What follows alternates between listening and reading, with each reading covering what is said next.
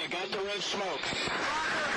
Gun runs north to south, west of the smoke, west of the smoke. Okay, copy. West of the smoke. I'm looking at danger close now. Come on with it, baby. Give it to me. I need it. You're cleared hot. Copy, cleared hot.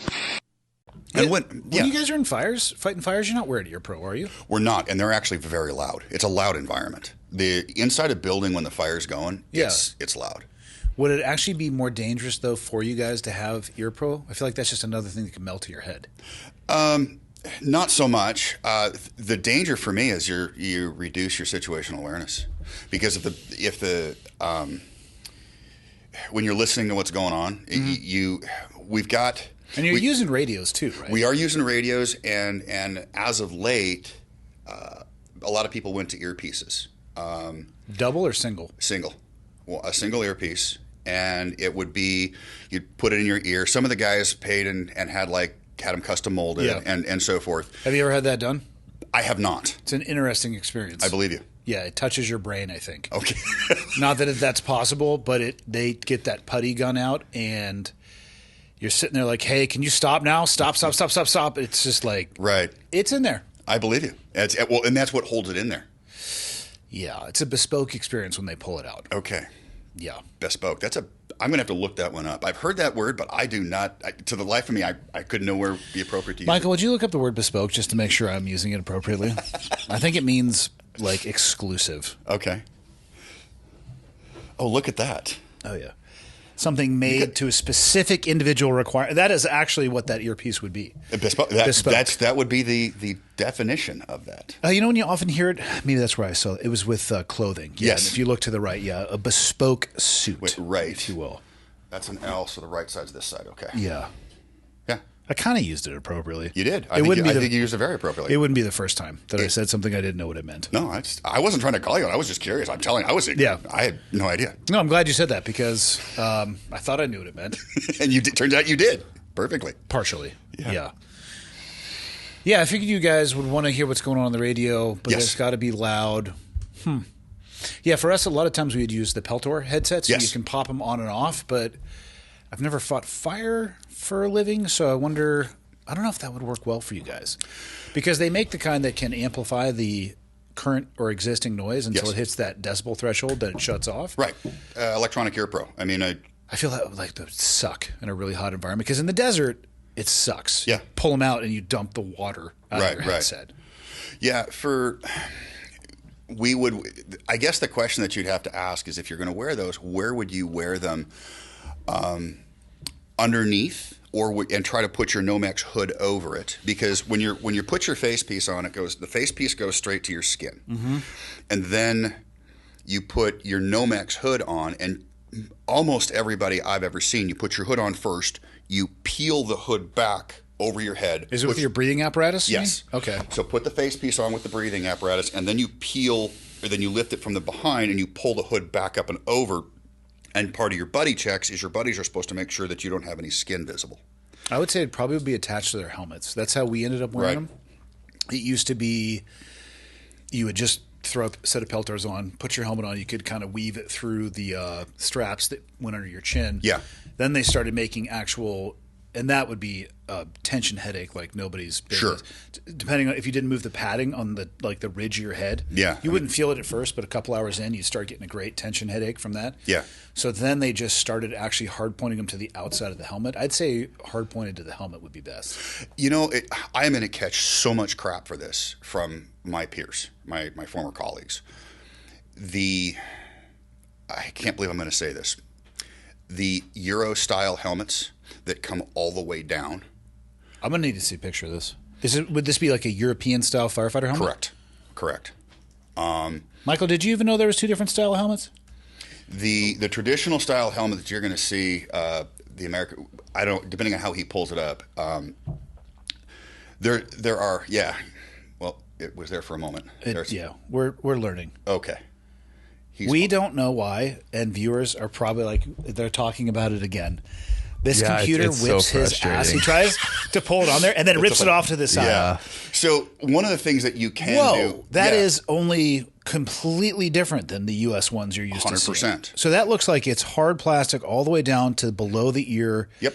Does that face shield go up underneath the helmet, it looks like? I believe it does. I think that's what that image does. Now, you see, that's just an eye protection shield. So if you're working like where you don't need the breathing apparatus, but you do need eye pro. You can just pull that down, right? You pull it down. And you could probably wear your breathing apparatus under that with that up? Yes, with that up. Not only can you wear the breathing apparatus, the way they have it is it clicks in way faster. So you don't have to take your helmet off. So almost like a fighter pilot helmet. I think it's pretty similar to my impression of how a fighter pilot helmet works. Yeah, not saying they're the same, but similar in concept. I think that's a similar concept, yes. The thing is that many firefighters are really stuck on tradition, and they're very proud of that, regardless if it's not progress. I'm also really pro-American, so I'm not one of those guys that says just because Europe does it, it's better. But I look at that and I go, hey, one of the things that was such a big deal for us on all of those fires and emergency scenes when they do the post-incident analysis was communications. Well, when you're running a chainsaw at full tilt, I don't care if that mic is if that mic's turned all the way up in your earpieces and you're not hearing it, not enough to understand what they're saying. Yeah. But what if you had something like that? You could put speakers on the inside of the helmets. The helmet would help, not entirely, but would help block out the outside noises. Yeah. Your speakers would be amplified, and then you could have a mic inside so that you're not trying to talk through. The one on the right actually has exactly that as a boom mic. It appears that way, doesn't it? Yeah. Yeah. So that's sort of a thing. And what's the argument against that? It doesn't look cool. And I'm not shitting you. I can't argue with that. It doesn't. It looks like a Lego firefighter. It does. It absolutely does. But that's the extent of that's the best argument I've heard anybody make to me in any kind of conversation. It doesn't look cool. It looks stupid. That is a valid argument, though. I have seen people. Yes. Legitimately in my old job preparing for combat operations, and they were sent back to change because they didn't match. I'm not joking. It didn't match. Yeah. Like that, your ensemble it's clashing. You look like shit. Go change. Oh my heavens. Okay. I mean, it's important. Rule 1, look good. look good doing it. Even if you're going to do a shitty job, look good doing it. I feel like, Michael, just for shits and gigs in another tab, pull up an American firefighter helmet. I feel like there is a massive difference in. Also, Michael, why are the tabs so big? What have you done? It's to make it easier to see. Yeah. Oh, my God. Yeah, holy cow. Now, just kind of flip back and forth between the two, Michael. Right. Ooh. Now, here's the funny thing. Look at the cost difference. Holy cow. Wow. Yeah. So you're saying in critical incidents, the ability to, I mean, okay, I'm not going down this path. Firefighters are going to kill us. They're going to get very upset. I mean, we could have a pretty robust discussion around one of those helmets might actually solve some of those problems and reduce things to talk about on the critical incident reporting. 100%. Yeah.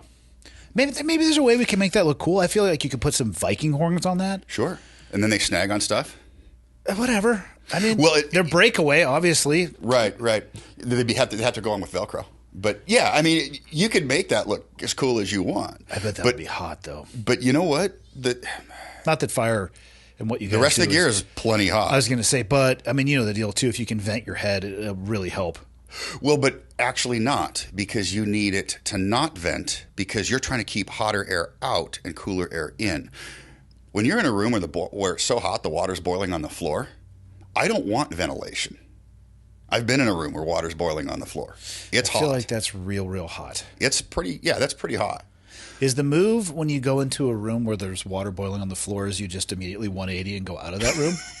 Because that's what I would do. Well, yeah, that's one move. One of the things that you cool the room. And you cool the room by shooting as much water in it. And this is actually a reasonably new technique that's been, because people were saying, no, don't, because you're going to get steam burns. And this, when I first came in 2000, it was don't do that because You want to pencil or hit the ceiling with a straight stream as fast as you can. And if water doesn't come down at you, it means it's steamed. It's converted to steam that much. They're saying, yeah, don't go in there. Well, now they're going, no, you can go in there, but that's when you flood it with water to bring the temperature way down. Yeah, the first part's going to convert to steam. But then once you continue to flood it, you're going to really drive the temperature down, and then it's going to create the spaces. I'm butchering this. There are people that instruct on this that have better nuances and understandings. See, I was the truck guy. I didn't carry the hose or push those. I went to the roof with a chainsaw, or I went ahead of the hose line with search equipment, and I was looking for victims that we could grab and pull out. What kind of conditions would have to be present for water to be boiling on the floor? Is that just pure heat in the room, or does that mean fire's underneath it? Both. Ugh. In that case, it was both. Yeah. It's a concrete floor. We had fire underneath us and fire in the room. Contents. That's rough. It was warm. If there is no victim or a thought that there may be victims in there, is the move just back out of that and cool it off? That's that would be one option. Okay. That would be one option because seems like there's a lot of risk driving forward into that. Correct. We call that the risk benefit analysis. Is you risk a lot to save a lot, you risk a little to save a little. If you've got a bunch of nuns hanging off of a balcony, you need to know what the limits of your equipment are, and you might push those because you understand that there's a safety margin built in. Mm-hmm. But then you better be ready to stand in front of a review panel and explain your actions if something goes wrong. Keep that a little bit closer. Yeah, keep about a fist away. It's all right. Yeah. Michael usually would remind us, but he's just over there not doing his job. The levels look fine. I got a loud voice. It carries. I don't even know what to do with you. Yeah, okay. Yeah, risk-benefit analysis. Yeah. That's fair. Right. I had heard people, and this was, I don't even remember where I heard this. There was some contention. I think it was Detroit. They had basically stopped driving into buildings, not like the vehicle into building, but working forward into it because almost all of them were abandoned. Yes. And there just was no point in risking the life, so they were letting the structure burn, and then people were losing their mind, like, this is your job to stop this fire. And they were having that argument with the populace of, A, this is abandoned, B, correct. What do you want us to risk life and limb for? Correct. So it's a difficult. There's another consideration in that decision-making paradigm that you haven't mentioned, and that is a lot of those abandoned buildings in metropolitan areas may be occupied by homeless people. So do you act as if they are until you correct. Can? That is there are groups that you have different camps in it. Some advocate for it. No, you treat that as an abandoned building, and you surround and around it. There are other people that say, other camps that say, no, a garbage man always expects to find garbage, so you need to go in there and confirm. I can see both. I can see both. How'd you get into the fire service? I never grew out of wanting to drive the big red truck when I was 5. Did you want to wear one of those helmets when you did? Or if you had seen somebody wearing one of those helmets driving the big red truck, would it have changed your desires? Probably not, because at 5 I didn't understand that. Didn't understand the nuance difference. So there you go. That's an argument. Okay, that goes into those helmets are better than the ones you guys have. If it's not going to change any young kids' minds, you're going to be okay. It's not going to change the young I will kids' say the movie Backdraft would not have been as good if they were wearing those helmets. You're 100% correct. Yeah. Also, though, in Backdraft, I don't know anything about firefighting, but I do think you're supposed to wear more than just that coat. You are supposed to wear more than just the coat. Yes, that is absolutely true. Yeah, I think he had an axe, too. He had an axe? Poly cotton shirt with a coat and an axe. I think that's the uniform they were working. What would actually happen if some dude hopped off the truck and pulled some bullshit like that and just ran into the fire in front of all of you and then ran? I mean, what would actually happen? Assuming that he lived, I feel like there would be at least a talking to. There'd definitely be a talking to. One of the challenges is that really quickly with male bravado, and it's a male-dominated profession, but it's not exclusively to male. But with bravado comes, hey, I'm going to do this. I'm going to be extra tough. The challenge with that is when you don't have air, and when I first came in, some of the old timers were telling us about this. That when they came in, it's like, yeah, The old timers would go in, they'd call me a sissy for wearing the breathing apparatus because in the beginning it was optional. Yet when they were crawling on the floor and gasping for breath, I walked right past them, picked up the hose that they couldn't carry anymore, and walked into the seat of the fire and put the fire out and showed them, yeah, I got to put the fire out, nerd. Yeah. And so really quickly, vastly superior equipment is going to expose foolishness. Or inferior tactics, I guess. Yeah, I mean... Well, maybe not foolishness. That's kind of a harsh word. Well, in the moment, when you are the cutting edge before they had the breathing apparatus and running in, full back dive, that wasn't foolish. It's only proven foolish when the superior technology comes out and you're like, hey, you don't have to do this anymore. Right. So, yeah, at some point in time, they were the front leading edge of what's possible. Sure. Absolutely. When did the breathing apparatus come around for firefighters? I don't know the exact year. Can you look that up, Michael, just out of curiosity? Because before that was the only option they had. Absolutely. Now, but can you imagine like a chemical building or some shit like that? Well, yeah, but remember that building materials and contents, like the drapes that you have, the backdrop here behind you and behind me, when they were natural fibers, the smoke was very, very different than when they are petroleum-based fibers. That makes sense. I mean, when you see a fire that doesn't have petroleum products that's burning, it's a gray, maybe a tan, maybe a brown smoke, right? Is the heat different too? It's way hotter. The petroleum products are way hotter. Even though there might be fire retardant, once they get going, they burn way hotter. Interesting. Lacour's device, I'm pretty sure I didn't say that correctly, invented in 1863, was the first known self-contained breathing apparatus and was used by the New York Fire Department. An airtight bag made of India rubber sandwiched between canvas layers. Oh my God.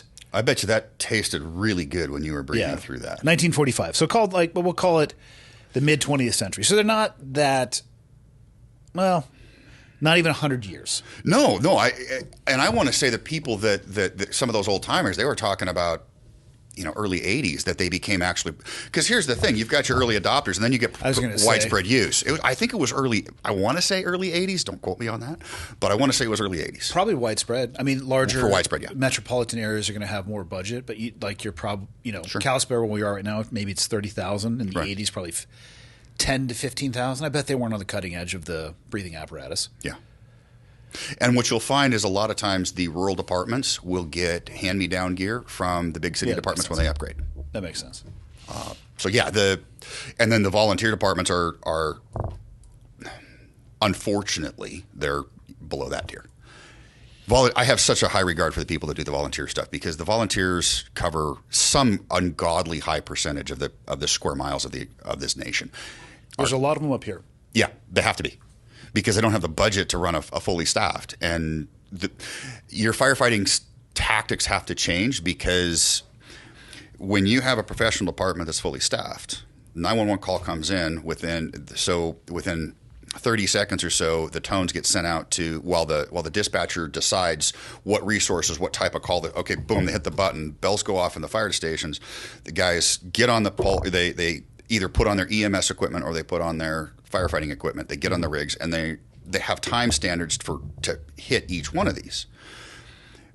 When you're dealing with the volunteer department, they go through whatever dispatch it is and they hit boom. Well, that doesn't turn on the lights inside the lights and the bells inside the stations. That sends a page out to a bunch of guys that have to get in their pickup trucks and drive at the speed limit because they're not allowed legally to exceed the speed limit. With their green light, they can park illegally. That's all they can do. Yeah. And then they have to drive to the volunteer station, hope to God the fire engine starts, because sometimes they have to jump start it from their pickup truck. And then they have to decide, do we wait for 2 people or do we just go? How many more people do we wait to actually meet at the station before we start driving the vehicle to where the emergency is? And that's a judgment call. Yeah. You get on hey, everybody's carrying your gear. You meet us, these 3 people are going to go get the rig. Everybody else meet us at the emergency. Okay, that's great. That's a little bit more efficient. So the 911 dispatcher, are they the one that determines the resources that are allocated? Oftentimes. Now, there's protocols. Different departments will have protocols. What they have to do is when they're receiving the phone call, they say, okay, what's going on? Well, my dad just tipped over in his chair. I don't think he's breathing. okay, that's a medical related call. And they'll ask questions of the person. Hey, what can we do to hey, is this a ALS call, which is advanced life support? That's your paramedics. Or is this a BLS call, which is your EMT basics? And which, hey, grandma's not feeling well. She's dizzy. She's lightheaded.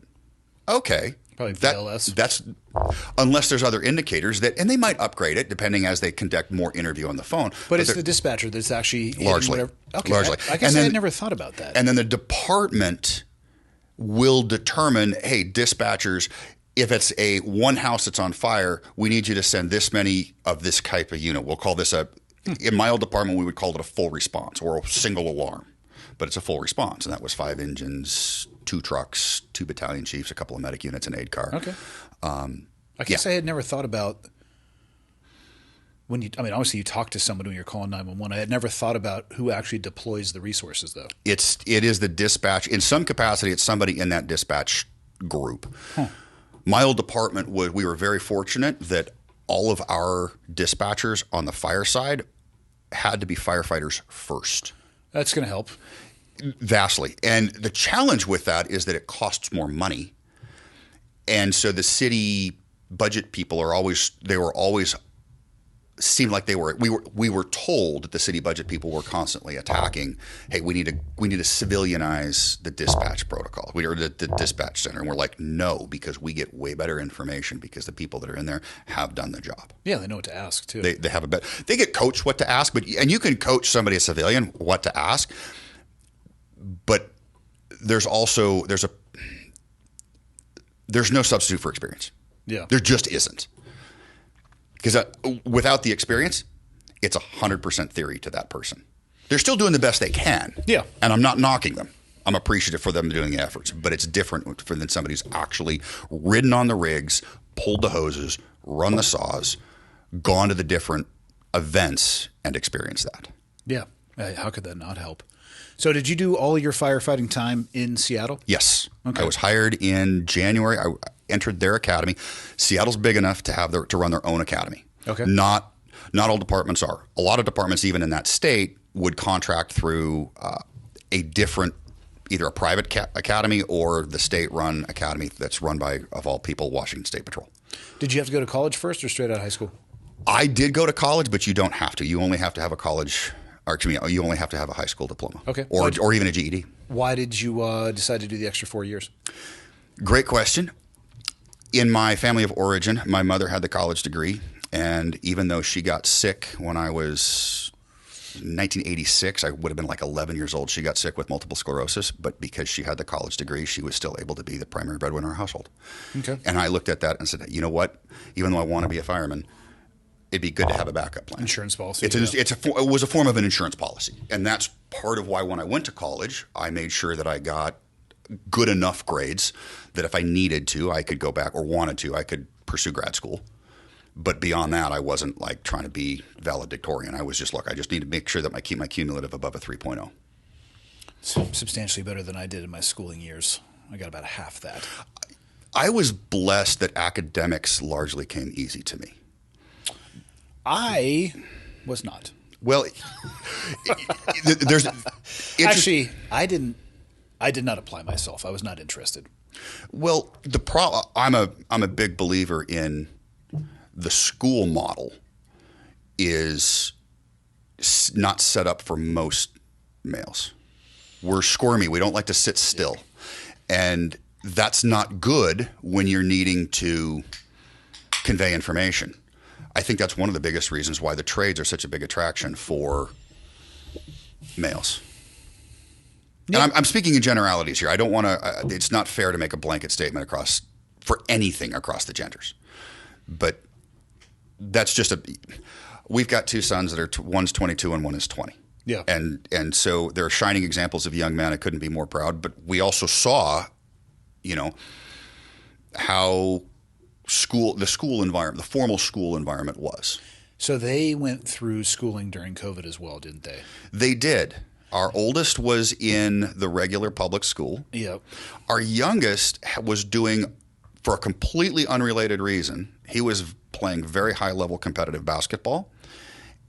And he didn't have a real desire to do the socializing at school. He wanted to play basketball. And so my wife sought out and found a program where he could do online school from home.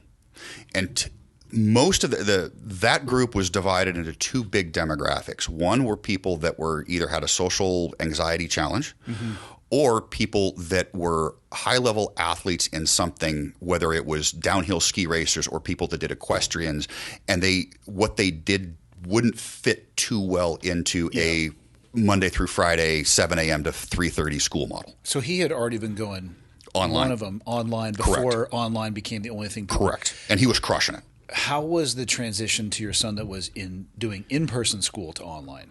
That was interesting because our particular school district just sent everybody home and said, we're going to give everybody an A. What? Yeah. Or something very, very. What about the knowledge that you were supposed to achieve during that time in school? They had the second semester of that year was just bonkers in that community. They actually just said, hey, A's for everyone, go home? Pretty much. God, where was this when I was going to high school? My GPA would have immediately gone up. Well, it's funny because our older son is the one that ended up going to college. Up until that moment, up until that sequence of events, he's plenty smart. He just didn't apply himself. We'd get the report cards and we look at it and it's like 9 missing assignments. Like, Gunnar, you did all these. Yeah. Why didn't you turn them in? I don't know.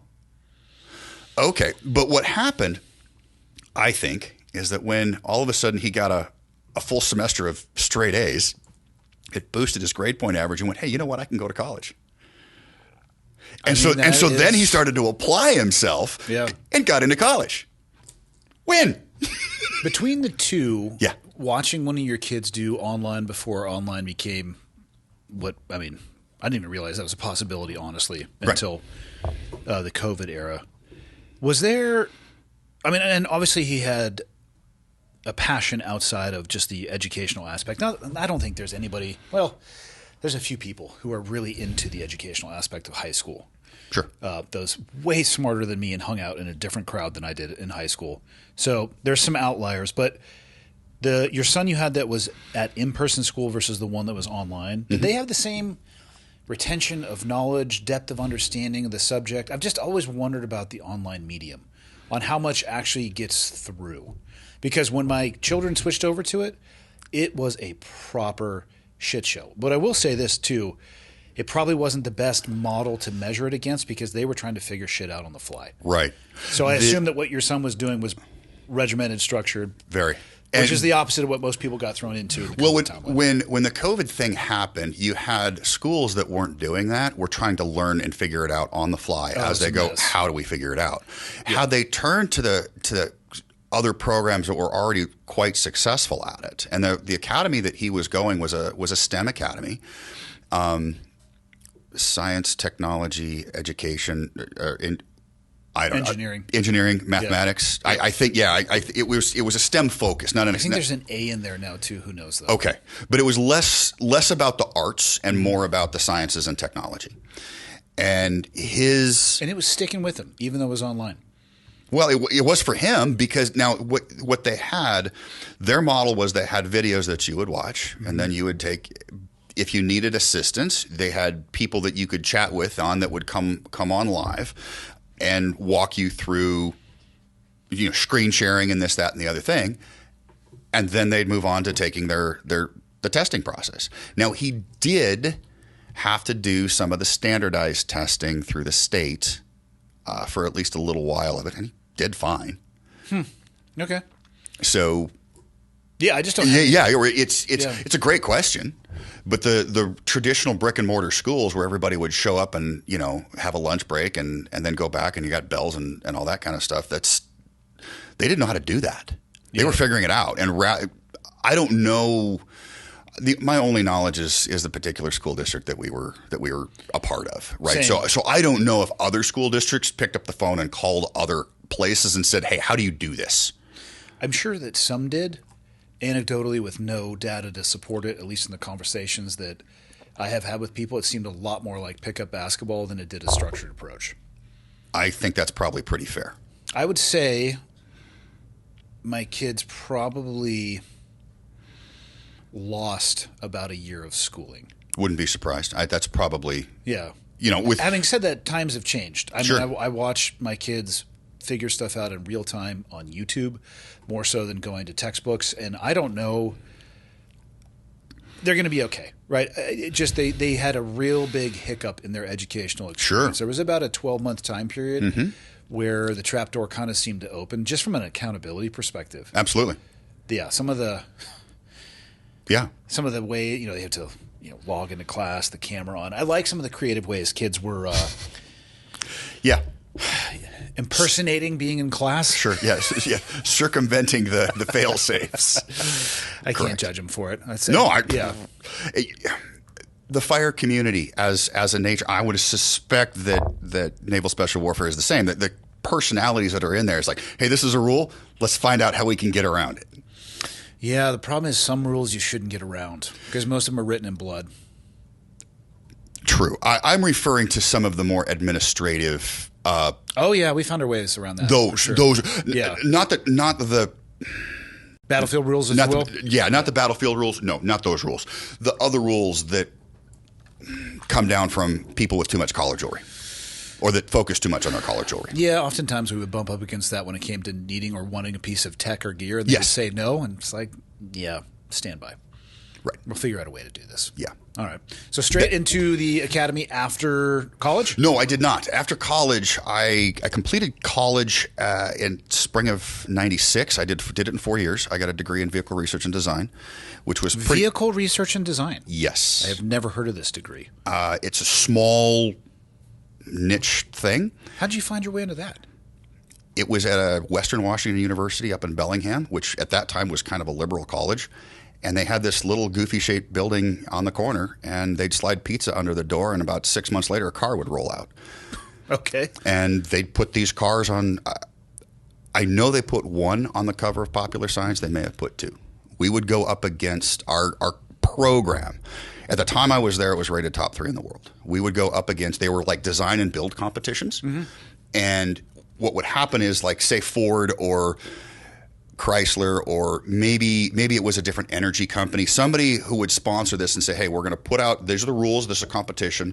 You put together your proposal. If it gets accepted, a car will be delivered to your school, and you have 18 months, and in 18 months you're going to show up at this location, and this is what the competition's going to be. We're going to measure your fuel efficiency. We're going to measure the performance of this, that, and the other thing.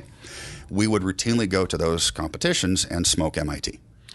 So they would deliver essentially a kit car, but you had flexibility in how you built the thing? No, there was, the competitions varied. Formula SAE had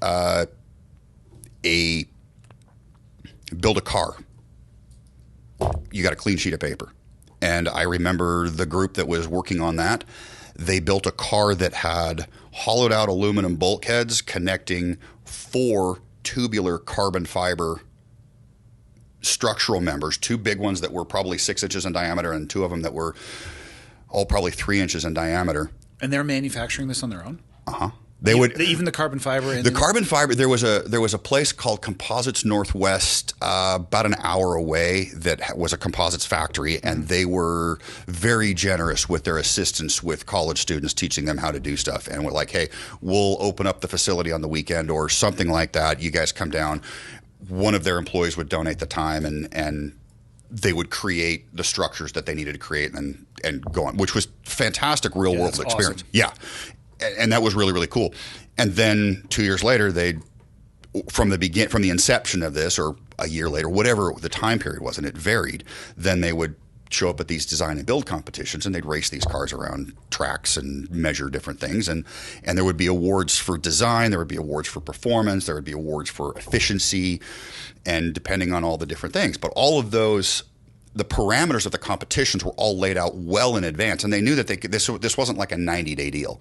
But I do remember one of the things that happened while I was there is that Dodge dropped off a Neon, and they took a brand new car with like 0.4 miles on it. But here's the funny thing, like it didn't have, I don't even know if it had a VIN on it. It was like this car it can never be licensed. It can't be something. because it was for experimental purposes. Yeah. But so it wasn't legal to drive on the road, even though it was a Dodge Neon. But our particular crew, the group that glommed onto that project, they said, hey, let's convert this over to natural gas. So they tore a brand new engine apart. They increased the compression ratio, redid the fuel delivery system, and came up with a fuel cell the size of a duffel bag and stuck that underneath the back seat. And you had a compressed natural gas Dodge Neon that performed just as good as, not that a Neon's high in performance, but it was essentially equal performance, comparable performance to the gasoline engine. I like the carbon fiber idea. If you want to scare yourself about carbon fiber, though, have you watched the Netflix documentary The Titan? I have not. The amateur mini submarine that went down to the Titanic. Oh, okay. Yeah. It might work okay in cars. Don't take it down to, I think, 4,000 meters, which is what the Titanic is at. You've seen this one. You probably saw it on the news. I heard about it, yes. That documentary is eye-opening. I bet. Carbon fiber is a fantastic material, but it's not perfect. Not at the Titanic. It has its limits. What shocked me about that documentary is that they knew that, and it was giving them audible feedback of this in many of the dives leading up to it, and they still ignored them. And the main dude was like, "We're good." They also stored it in freezing conditions over the season, in between the season where they had successful dives and when that thing turned itself into a pancake. Right. Which the main engineers told them, you can never allow this thing to go below freezing, especially if there was any hull deficiencies, water gets in there, water expands as it freezes. Sure. They left it on the dock in Nova Scotia. Oh, goodness. Yeah. There are audio recordings, not of the fatal day, but they have a lot of the test dive stuff. I would be covered in my own fecal matter if I had been underwater, and that thing, it was just ping, ping, ping, ping, ping, ping. Yeah. Well, and you should watch it. Yeah, I will. Yes. It's like a real life horror movie. The weird thing about carbon fiber is we're about the same age. I got you by a couple of years. But you remember when the America's Cup, the sailing competition, when they tried out a carbon fiber hull. Yeah. And it broke in half in like 4 seconds and sank in like 12. When carbon fiber fails, it has a tendency, unless there's other fibers mixed in with that fiber weave, Kevlar is one of them, you end up with catastrophic failures. It doesn't just sort of crack, it becomes two pieces. Yeah. I was going to say I love this about the documentary, but that's not the case. They had never built a prototype that had made it to the depths of the Titanic before building the big one. They have video of it exploding in the testing pressure tanks, and they're all in the room, and it blows up inside of it was a 1/8 scale model. Right. Never made it. Boom! Blew up. You know what the challenge with that 1/8 scale model is that for the same reason, if you look at and it's all about pounds per square inch. Mm-hmm. If you look at like small diameter tubing or pipe, whether it's copper pipe or stainless steel pipe, if it's going to carry, say, 1,000 psi, the wall thickness is very, very thin compared to a 4-inch diameter pipe. Yeah, but everything is thin compared to a 4-inch diameter pipe. Well, but except for a 5-inch diameter pipe. Correct, and that's because of the PSI requirements. Yeah. So if they're doing a 1/8 model, was the thickness of the carbon fiber of their 1/8 model 1/8 the thickness of? I don't know that, and so they only were testing. And I don't know if it's linear. It may have to be exponential to get it thinner to be a proper representation of what kind of pressures it's going to be able to withstand. Well, based on again, I don't want to. This is fun. I don't want to let my enthusiasm outstrip my knowledge on this one, even though I think I already have. The whole thing wasn't carbon fiber. It was this cylinder that the people sat inside. Sure. There was a glass, but I bet you it was some type of composite on the front. And then the weird little – will you pull up a picture of this submersible, Michael? Have you watched Titan yet? No. It's a pretty good one. I tried to get Leah to watch it. She asked what it was, and I made the mistake of telling her, and she said, no, I'm going to bed. Like, you don't want to watch people vaporize at the Titanic. I really don't think they felt much. I think that's at least... It was probably very instant. Yeah. So, yeah. But wasn't like... Didn't one of them have their kid with them on that? Yes, there was a 19-year-old. So the only section they just hover... Actually, the second image of people.com, in between the two metal rings, essentially, that's what they were testing. Okay.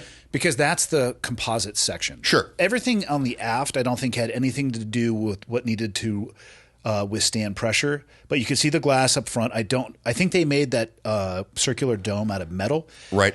And this was supposed to be revolutionary because that pressure chamber, my word, not necessarily theirs, was carbon fiber. But they showed these things at the smaller than scale, failing and failing and failing, and then they fucking sent it. So that's extra special stupid. The CEO took it down by himself on like the first 20 dives. Well, that's which is partially ballsy, but also he was ignoring advice from almost everybody. The level of hubris there was just unbelievable. Right. His head engineer, and the chief engineer says this in the documentary. He told the CEO and founder, "I will not get in this thing." Right. That, I feel like, should be heated a little bit. You should put some weight on that. I mean, it's kind of like the I don't know if this has been true, but I remember hearing stories of the engineers at NASA arguing to the point they were in tears trying to not allow the Challenger to launch based on what had happened with the temperatures overnight and how it was anticipated to screw up the seals. I can see that. And somebody made the decision. Now, I have no proof. Yeah. I have no proof. But that's what was going on, circulating around civilianness in, gosh, I would have been in about 7th or 8th grade, 6th or 7th grade. I remember we watched that one in class. We did too. They wheeled in the old TV strapped to the... As did we. Yeah. Yes. And I was in 6th grade. They wheeled it out shortly after that. Yes. And we got sent home, actually. Yeah. Like...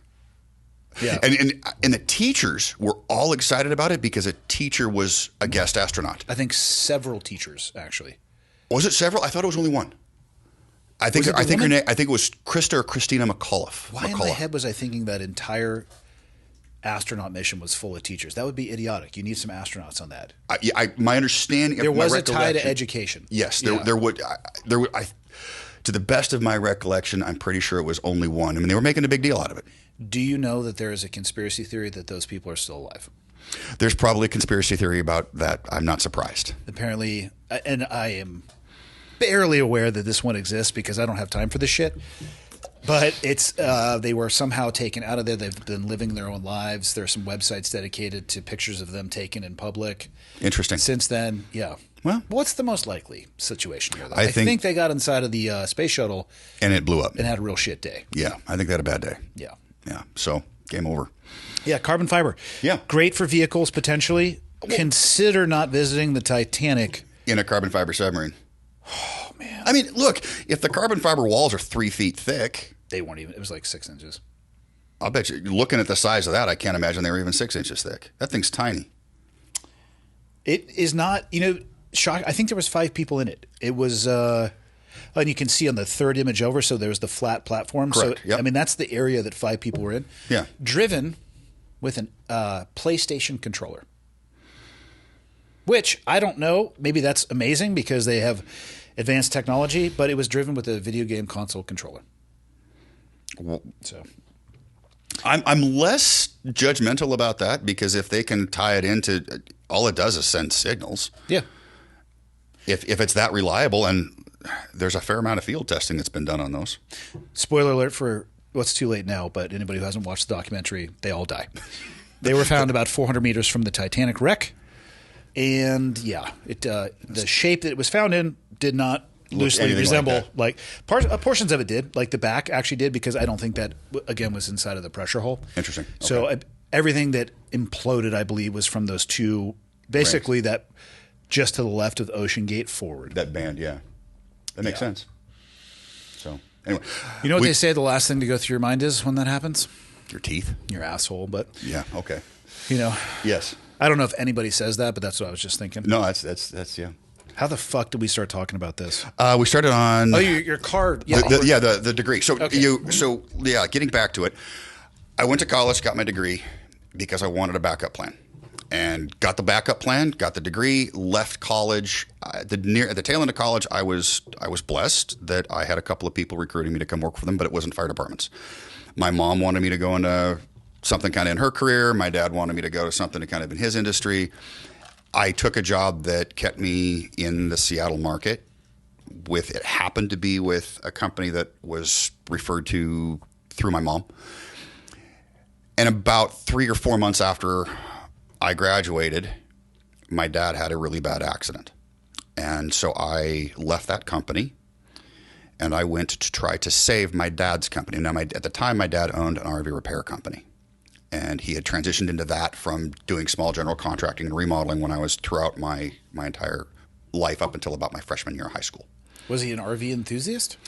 We had kind of crappy RVs growing up, but it was just, to him, it was a way that people brought the project to him rather than him going into their home and doing the work. And then sometimes he had a hard time getting paid. Okay. And this way, if they didn't pay, you don't get your RV back. Yeah, you do have the asset. You've got the asset. Yeah. So that was part of his logic. Now, I was a freshman in high school when this happened.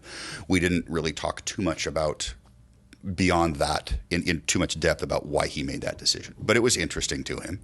And so he bought that. And so when he had his wreck, he was in a medication-induced coma for healing purposes for a month and a half. And somebody had to keep his business running. And so at least I felt somebody needed to keep his business running. As his oldest child, I said, all right, and I knew how his business ran. I went, okay, fine. Let me go see if I can preserve this so he has something to come back to. Now, Dad was never a very good businessman. He was a terrific craftsman, tremendous craftsman, but not really good at business. So his business was not doing super profitably. But still, it was like, okay, well, let's see if we can maintain this. But we were also going into the slow season. The busy season for the RV stuff tends to be a couple weeks before Memorial Day through hunting season. And then it pretty much dies down. That makes sense. So, and this happened in September. So it was starting to taper off. But long story short, that courts ended up getting involved. I was ordered to shut it down. I followed the court's directions. And then I went, wow. I'm sleeping on my mom's couch because I gave up everything to try to go do this. What am I going to do? So I got a job at Boeing. And I went to work at Boeing thinking, I went, you know what? I need to push the reset a little bit here and I need to get back to living my life, not living my life for what my parents wanted either direction. That's right. I wanted to be a fireman. Let's go do that. So I got a job at Boeing because you don't just, back then, you don't just say, I want to be a fireman and start next week. Mm-hmm. It was civil service testing process. The testing process would begin. You'd register for the test in January for the following January hire list because you'd have register, take the test, then you got your physical, then you got your sequence of oral boards and interviews, then you got your medical evaluation, and then if you pass all of those, then you can begin. It took me 3 years of testing to get hired. And which at that time was pretty fast. I was being told by people that the average was 8. What were you doing at Boeing at that time? I was in their engineering pool. I was not a very good employee. I was a good employee. I was not good at what they hired me for. I found a niche that I was really good at, and it was helping basically getting other people to do their job. And I was hired at the tail end of Boeing has always been cyclical with their hiring. They'd hire for a while and then they'd stay status quo for a couple of years and then they'd go through sequence of layoffs and they'd stay status quo and then they start hiring. I got hired in the tail end of a spree, rode it out for a couple of years. I made it through the first 2, maybe 3 rounds of layoffs and then I got my pink slip. About 6 months later, I went to work for my friend who owned a mechanic shop. I helped him out there. It helped me out. And I was blessed that when I got laid off in June, I didn't know where I was, what was going to happen, but it turned out the following January I was invited into the recruit class, into the academy. So how long was the academy? It was, I think it was 14 weeks. Okay. And then from there you go straight out to the department? You go into the companies, correct. Okay. So, yeah, 14 weeks at their training facility, and you go through a fair amount of stress inoculation. Do you get paid during that? Like we do. You Yes. become an employee as yes, you start you are a city employee. We sadly, it kind of ties back into the dispatch. We had an awesome gentleman who had a training accident while he was in the academy, former A6 pilot, just a stud guy, and he was injured enough he could never work on the line, but because he was in the fire department and an employee, it was his injuries were recognized and covered, and he was able to work in dispatch. So to my knowledge, he was the only guy that actually didn't work in the field as a firefighter before that, but he was able to work at dispatch. They made an exception, which I thought was the right thing to do, and he was fantastic. So you get done with the academy, and then you go out to the companies. How was it firefighting in Seattle? At the time I started, we had nationally, we had a reputation of being a very, very aggressive fire department. Does that mean you go inside of? I mean, what does that mean? Yes. You go into structures that other departments don't train for. They don't have an attitude for. But we had some legacy leadership that was like, no, we're going to train you to do it. We're going to equip you to do it, and then you're going to go do it. You're going to go into those buildings and you're going to put that darn fire out, because that's what we're here to do. And we were also blessed that as a part of that. And every fire department, I know you had one of your recent episodes that dropped was Jim Prabhu. Did I say that correctly? Yeah, Prabhu. Yep. Prabhu. I was listening to him describe every department, how they have their structure is a little bit different. We ran 4-person companies, not 3-person, and we had paramedics that were part of our department, but we did not put a paramedic on an engine or a paramedic on a truck to run with the 3 other people. Our paramedics rode, they were still firefighters, and they were expected to maintain their firefighters' credentials and certifications, but they ran on a dedicated ALS unit as pairs working with one another. Now, it was also on a constant rotation, so it wasn't like if you and I were both medics, you and I are just constantly the Davey and Andy team. It was because what they realized is if they did that, then you would become dependent on my skills, I would become dependent on yours, and maybe you did pediatric stuff and maybe I did geriatric stuff. And they didn't want that. They wanted everybody to be able to keep their reps up on all of it, so they would rotate through who was working with who. When that happened, or how that works out in that department is, I'm incredibly proud of my working under the umbrella of the Medic One group. Now, I was not a medic. I did not choose to do that. I would have loved to have earned those skills, but how our department was structured, it was not something that I wanted to do, because if I left my truck and went to the paramedic program, I'd basically, even though I'd have the title of firefighter, I'd basically be done fighting fire. I'd be doing nothing but ALS every day. So they're busy, but I'm incredibly proud to have worked alongside of them. They're some of the best on the planet. So you were an engineer? Great question. In our department, we didn't call them engineers. We called them drivers. Okay. And in our department, I feel like it means the same thing. It tends to. There are some departments that call them chauffeurs. That's rough. I don't think they would appreciate being called that. Oh, in those. I mean, somebody has to drive the damn truck. Right. Exactly. And at the time of my termination, I was the senior driver of Ladder Company 5. We were one of the busiest trucks in the city. I didn't realize that it was always the same person driving the truck. I honestly, and again, this is due to my own naivete, I just figured that they rotated the driver throughout. I didn't realize it was such a specialty. There are some smaller departments will have a tendency to do that, the driver rotation thing. I know of one at least that used to. I don't know if they still do it. But if Jim is your driver and Jim's off on vacation that day, there's usually a designated relief driver. And they have to have a certain baseline of certifications. They might not be the driver, but they have to be certified to do it. Well, it's more than just being the driver too, right? I mean, aren't they a specialist on basically everything associated with the truck? Essentially, yes. But that's more of an informal expectation. Really? Yes. In my department, now, different departments are going to have different structures on how that works. Yeah. Some of it's going to be very formalized, and some of it's going to be very informal. When I first came in, your driver position was not, well, it was right up until the last couple years I was there. The driver position was inherited. It was not tested. So, okay, the driver, you show up to the fire. What was he expected to do if it wasn't regimented? He would just go find busy work? We had protocols for what the roles would be doing. If you were the second due engine company, the driver would spearhead, but your primary job was to secure the water supply, which would mean connect to the nearest hydrant or the most appropriate hydrant in the best possible way. We were spoiled in Seattle that we had an immense water supply. We had terrific hydrants. There's only a couple of neighborhoods that had crappy hydrants that didn't flow very much, but almost every hydrant in the city would flow 1,500 gallons a minute. Is that just a metric of city planning early on? Yeah, there's going to be yes.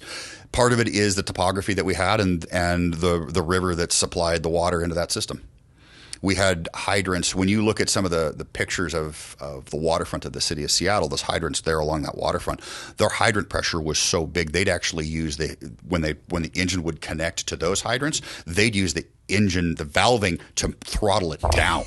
It's like basically a regulator. Yeah, it becomes a regulator, not a pump. Wow. No, they'd still have it. It still has to. The PTO is still running, but it's like, yeah, we're throttling this down because it's going to be hot if we don't do it. So how'd you end up as the driver? Time. I just had to outweigh everybody else. Okay, but it's what I wanted to do. Wanted to be the driver. I did. I never didn't want to be the guy with the coat and the axe and the helmet running in the building. I don't just sit outside. Depending on the assignment, I'm the guy with the axe and the coat, and I go running into the building with the rest of my team. Okay. Depending on where it is, what the protocols are, what the nature of the emergency, and what our assignment is, if we're first in or we second in, what goes on, I could be the guy that stands at the turntable at the hydraulic controls and runs the 100-foot aerial and gets people either out of apartment balconies, or I've walked people down from the monorail like two or three times ago when it caught on fire. It just keeps catching on fire every few years. That doesn't seem to be a very good design. It's not, but it's from the World's Fair in 19-something or the 60s, so it's old. Yeah, that's as the driver, we're still part of the crew. On EMS calls, most of the time, I'm the one who's manning the radio and communicating to other resources. Hey, can we have an ambulance for BLS transport? Or hey, do we need to upgrade this to an ALS dispatch? Can we have a medic unit? Can we have an additional company because we need more manpower for this? If somebody who's big and chubby and needs to be lifted or something like that. And that happened a lot. We're going to spend about the next 3 hours talking about fat people. They're almost always naked and they're almost always sweaty. It's gross. When do you realize you have to cut through the wall to get somebody out of their bed? And what is that like? You enter a house, no disrespect to anybody, but you encounter Jabba the Hutt. Correct. What do you do? Sometimes you got to make a hole in a wall. It's been done. Fuck. Yeah, it's been done. What do you lift him with? That's a great question. Towards the later end of my career, we stumbled across, somebody started inventing this thing. They call it a mega mover. It is a tarp with a bunch of handles. And we can roll them and kind of shove it underneath there, and you roll them back, and pull it back up. Yeah, a mega mover, please. If there was ever an image that I need to see, I need to see this. Yes, and so the mega movers were actually, that's it, right there. There's your pictures. Okay, and they were. Michael, click on the Mega Mover 1500 there. I would like to see the written description of how they try to politically correctly word this and thread the needle. Go down to the description. Whoa. Oh, we have a discount. You got a minute. X out of that disc. You bastards. That was on like a 10-second timer. Safely transport patients up to 1,500 pounds. It is rated for 1,500 pounds. Holy shit. I think the biggest one I ever dealt with was like 750. That's 750 pounds? That's a big human. That's a big human. Go down a little bit more, Michael. Ooh, what is frequently purchased with the Mega Mover 1500? Go down. Pressure bandage. Transport chair. That seems to be like kind of the SAID thing. I never saw one of those, but looking right at it, just looking at that, I'm going, yeah, that's basically a chair version of a Mega Move. This is an eclectic group of things that are bought together. A metal eye patch, go back up, Michael, metal eye patch and a rolled aluminum splint. 750 pounds. 750 pounds. What do they usually call for? Chest pain, difficulty breathing. Is that just due to an immense amount of weight on their chest? Probably. And the lifestyle that led them to that weight. How is that called dispatched? When you guys are when do you realize that you're like, hey, deploy the Mega Mover 1500? Because, I mean, I don't feel like that information is necessarily getting transmitted on the initial phone call. Is this you guys come around a corner, you're like, whoa? Yes. Awesome. Sometimes it's we would call them a frequent flyer, somebody who calls frequently, because usually by the time they're in that state of health, they call 911 a lot. 911 becomes primary health care for them. Fuck. And so we'd see the address come in. It's like, yep, it's Bob again. Okay. But for a non-frequent flyer, when would you realize that? When we walk around the corner and see Orca. How long does it take to move somebody that size? It can take a while. It can. I mean, now I'm just a skosh shy of 6'2". I'm 235 pounds. When I got hired in the fire department in Seattle, I was middle-sized. What in the hell does that mean? They used to hire them big. The physical, like Vikings? Yeah, they were big people. Okay. They were just almost everybody was big. I was mid-sized. Okay. When I got at that size. And when you have people that are that big, it's a whole lot easier than when you have people that are 5'4", 140 pounds. Because people they're bigger and they're stronger. The old physical agility test that you had to do really well on was what we would call a big man's physical. It was built for people that were really, really big. And so you ended up with a lot of firefighters that were really big and strong. Ironically, I got hired on the first, and I took that test, I told you, for 3 years. Yeah. I did really well on those physicals, the first two. On the third year, I was hired on the first year that they switched to what they call the CPAT, Candidate Physical Aptitude Test. And it's a joke. They wouldn't even let you jog. You had to walk it. And it was not reflective of the job. Do you know why that change came to be? What we have, it's because, in my opinion, it's because of what became the DEI movement. Okay. You had too many people that were claiming that they were being discriminated against because they couldn't pass that test. That's what I think happened. I'm going to be honest. I mean, I want people to live their most fulfilled life. Yes. But if you call 911, I want the people who respond to be like incredibly physically capable. I'm not a fan of discrimination. I'm a fan of standards. 100%. And yes. if you can't meet the standards for that job, I'm sorry, go find a different job. 100%. As much as that hurts your feelings. No, I absolutely. I'm a completely, and you know what? I don't care if you're a woman. I don't care if you're purple. I don't care what God you pray to. If you can meet the standard, let's go to work. Yeah. And I just don't care. And I think that the vast majority of the people that I came across, that was their attitude. I don't care. Do you meet the standard? What they did is they just really, really, really lowered the standard. Well, back to the really important part. Yes. 750 pounds. Did you talk with these people? Oh, yeah. While they were wheezing. Most of the time they're wheezing because they're having that much difficulty with breath. How do they live what's a day-to-day life look like for somebody who's... They typically don't get out of bed or off the couch. How do they take a shit then? Usually, that's a good question. Followed up by, how do they wipe their ass? Based on how it smelled often, I suspect that they didn't wipe their ass and they either shat themselves in the bed or the couch that they were in, or there was trails of that leading to and from the toilet. These people typically did not live healthy, moderately hygienic lives. They were typically... Shocking to hear that, really. Yeah, exactly. But how do you let yourself get to 750 pounds? I don't know. I don't know either. Look, I've had seasons in my life where I put on a little extra pounds. What we're talking about is beyond a little extra pounds. Agreed. That's a lot of extra pounds plus a few more little extra pounds. Yeah. Yeah, I have more than anything logistical questions about how life is even possible at that size. It's pretty difficult. What what kind of gurney do you put them on at the hospital that can tolerate almost 800 pounds? That's a good question. the gurneys are rated for like 6 or 7, and you're just like, okay. When we would make AMR, American Medical Response, they had one particular. All of the new vans, the gurney was up against one side, and the attendant would sit on the other side. The earlier ones where it was more of a box, the gurney was in the middle. Yep. Well, they retained one of those, even though it was really, really old with a lot of miles. And they had a nickname for that car. They called it Orca. And when we would call for... special use situations. Yes, yeah. Special use situations. And when we would call, hey, AMR, can we get a transport? This is our address, and you need to bring the Orca car. Okay. I feel like that term is not in doctrine anywhere in Seattle, of all places. Yeah. I don't feel like that term is in doctrine anywhere, even though I can appreciate it. Everybody knows what it means, but it doesn't show up on paper. Right. You know? Yeah. You don't want to hurt anybody's feelings. Right. Who weighs 750 pounds. Right. And so, yeah. I've heard stories that of the things they find in the rolls of Yes. those people. Remotes. Sandwiches. Yes.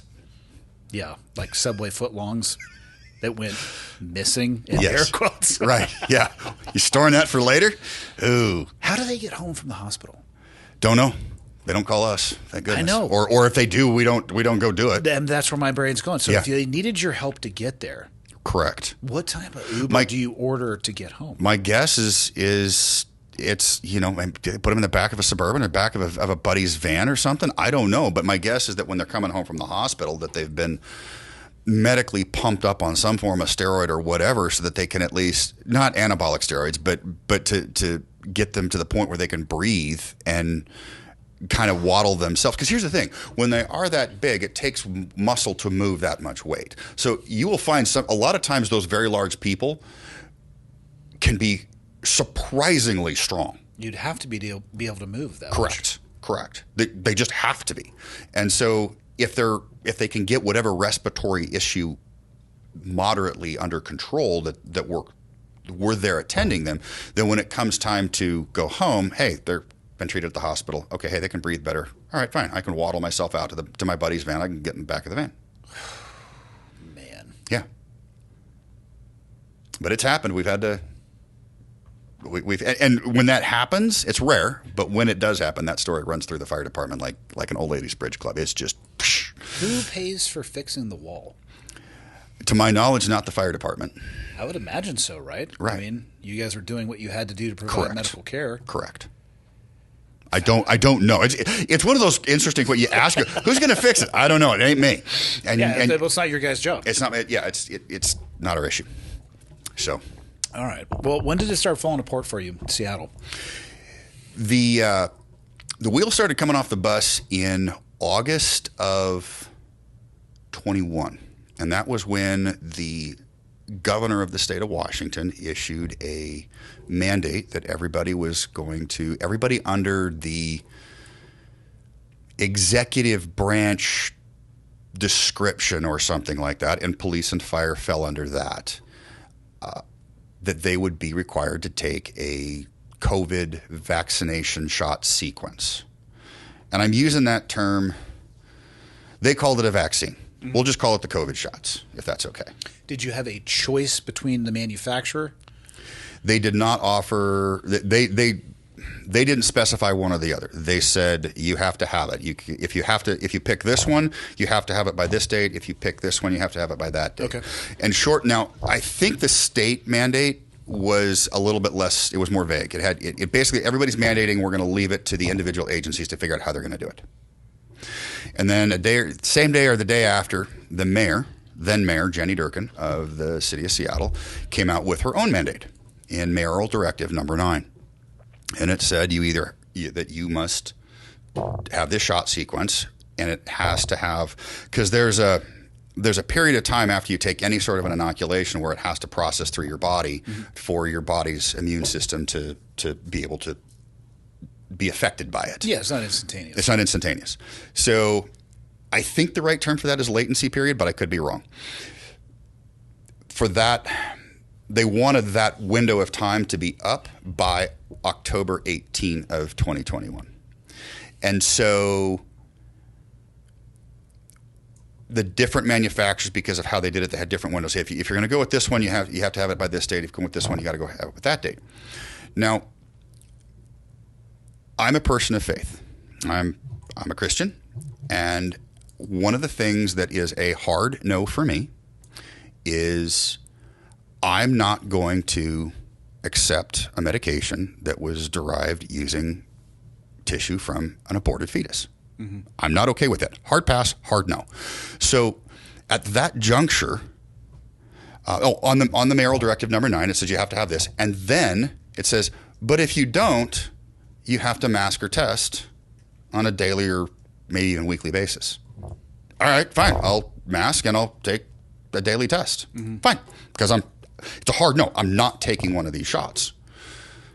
Because at that time, everything that we knew that was available for us to know is that, yeah, they used tissue from an aborted fetus, or plural, I don't know, to derive and help create those. What was the general reaction? And again, I mean, this is going to be anecdotal based sure. off the experience you had with your peers, but how was that guidance generally received? That's a really good question, and I love sharing this. We had a union. Well, there still is a union. It's Seattle Fire Department Local 27. And there were some people that went to the local, when this whole thing got up, and you can imagine that the union has just went all up in arms. You had a few people that were very, very pro-mandate, but somebody went to a union meeting. I missed this one, and I'd never really been a giant union guy. But I always paid my dues, and for my entire career. I was always a member in good standing. I felt that gave me the right to, if I wanted to go to a meeting and I could voice an objection, that I could voice my objection. Somebody compelled a vote. They followed the proper rules. I think it's Robert's Rules of Order that they follow. They said, "Hey, look, when the time's appropriate, I'm gonna request a vote by the membership," and then it got seconded and approved. So they compelled the union leadership to conduct a vote: should the union support the mandate or should the union oppose the mandate? Even for contract votes, for approving or declining contracts, the union historically does not get a really large voter turnout. It's not unlike our national political process. Not a lot of people vote. 30%-ish, yeah. I think we were a little bit more than that on contract votes, which are your big ones. We had a huge turnout for this. Biggest turnout I've ever seen in my entire career. I don't remember what the turnout percentage was, but it was a lot. And a super majority came back. You need to fight the mandate. And the union leadership decided not to. They went against the union membership's orders. And at that point, it's an order. Isn't that not supposed to be possible? Correct. That's the point of the vote, right? That is correct. They have a responsibility. We believe they have a responsibility that when you have that kind of that wasn't. Well, what's the point of calling it a vote I think it may have been an advisory vote. It's not binding. When it came to the contracts, though, yeah, was that advisory? No, that was binding. Yeah, see, that doesn't. They're picking and choosing their language there. Correct. Again, I'm not an expert in and I'm not either. Yeah, just as an outsider, what's the point of calling for a vote if you're going to disregard the results? But the union leadership didn't call for the vote. They were compelled to do the vote by one of the members. For whatever reason, how the vote goes to the box. 100%. If you're not going to listen to what comes out the other end of it, what's the point of the whole thing? It's Absolutely. And that's been one of our points. But the thing is, that's an issue with our union, which is a completely separate entity and organization, than with the city. So the union supported the mandate, essentially. They did. Okay. They did. They, to the point where they actually brought out the president of the International to our regular business meeting in November, and which happened to be the day after my exit interview for being fired. And he talked about how the International wouldn't back us. Interestingly enough, to my knowledge, every single union, doesn't matter what the trade or what the group was, every single union that I'm aware of that fought the mandates, because these mandates were not limited to just Seattle, they're all over the place. Mm-hmm. Every single union that fought the mandates prevailed, and the mandates were not pushed through on those represented employees. Even the president of the IAFF's own union, Boston, his local fought it, and they didn't have. They beat the mandate. Mm-hmm. So, but again, part of our argument is, wait a minute. Your directive, your rule said if we're not going to get the shots, you can mask and test. All right, great. I'll mask and test. Yeah, they gave you an avenue to go around that. They gave us an avenue in writing. And so on the 18th of October, 19th of October, one of those two dates, because by the 18th, and if you didn't have it by the 18th, on the 19th, you were essentially suspended without pay. Even if you were going to mask and test? Correct. They basically, through the process, they carte blanche did not. They would call that an accommodation. We're going to accommodate your religious exemption by having you mask and test. That would be a form of an accommodation. And we were absolutely willing to do that, to my knowledge, to a person. And there was about 70 people. It might have been 68, it might have been 72, but right about 70 in the fire department that either submitted resignation paperwork under duress, or myself was one of these. I didn't submit resignation paperwork. They fired me. What's the total head count of the department? About 1,000. Okay, so up just under 10%. Just a little under 10%. Okay. And so that's how that went down. And we... Up until the point where they fired you, yes. What was the attitude? I mean, were people trying to comply? Were you trying to do the masking and testing? They just told you not to come in? Did you become a leper at that point? I mean, like... Well, we had up until the 18th for any of this stuff to take effect. So we were operating business as usual. There were periods of time where we were directed to mask, and then there was periods of time where, hey, you didn't have to mask, and then it was like, hey, if you had the shot, you didn't have to mask, but if you didn't, you did. It's like, okay, fine, I'll play your rules, or I'll play your game. I'll play by your rules. And so because I didn't have the shots, I was like, okay, yeah, sure. If that's what you're gonna do, if you're gonna make me wear a mask, I'll wear a mask. And we're living with one another, so we're in a house. It's just like you living with your family. Yeah. So now we're there somewhere between 2 and 4 nights a week, or 2 and 4 days a week, depending on how the rotation falls, and if you're working overtime. And overtime has been an absolute giant issue for the past 10 years. They've been effectively a staffing crisis because they can't or they won't hire people, and the people that they do hire, they don't hire the right people. They hire people that are good employees because they have a good work history, not because people that just have done hard manual labor. It's a hard job. It's very much a blue collar job. It seems like it from the outside. You're lifting heavy things like 750-pound patients. You're lifting the tools that people nickname the jaws of life. Now there's different brands of those. Those aren't light. Mm-hmm. Our chainsaws are still 460. That's not a light chainsaw. Most all of our tools are quite heavy. Yeah. I mean, if you're going to cut a car into pieces, you're probably not going to do that with a set of kitchen shears. No, you're not.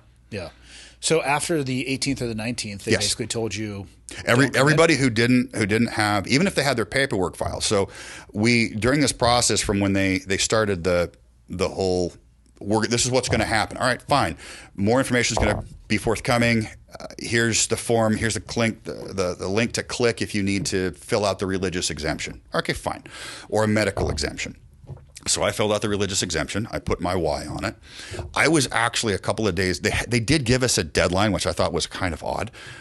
I was a couple of days behind the deadline because I just wanted to make sure that I chose the right words to accurately reflect my core, what my why is. And it was accepted on the first submission. It's like, yep, okay, fine. We accept your religious exemption. And then there was very, very minimal. Hey, we can't accommodate you. So we're gonna recommend you for termination unless you've got any ideas. Well, how about masking and testing? Nope, we've already thought about that. That's it. You're gonna get fired. And so I was one of the early people processed out. There was a couple of people ahead of me, but most everybody was behind me. I was processed out on my exit interview was November either 17th or 18th, 16th, 17th, or 18th of November. And it was effective 3 business days later. And because that was a Wednesday, my last day on the books was a Tuesday. How'd that exit interview go? There was not. It was very clear that there was nothing that I could say. And the term for that exit interview it's actually a collective bargaining term. They call it a Loudermill hearing. The first guy that had this last name was Loudermill. And it's effectively your opportunity to have a face-to-face with the individual where the buck stops, who has the ultimate decision over whether or not this happens. And do they make that decision in that room, or it's just your chance to throw your case against the wall? I think it's your chance to throw your case against the wall. I think they can make the decision in the room. I think they also have the ability to flex it back if they need to do more consideration. And sometimes what you would find is people were like, "Hey, I just got my 3rd DUI. I've been to rehab, or I'm checking into rehab. I've got a problem.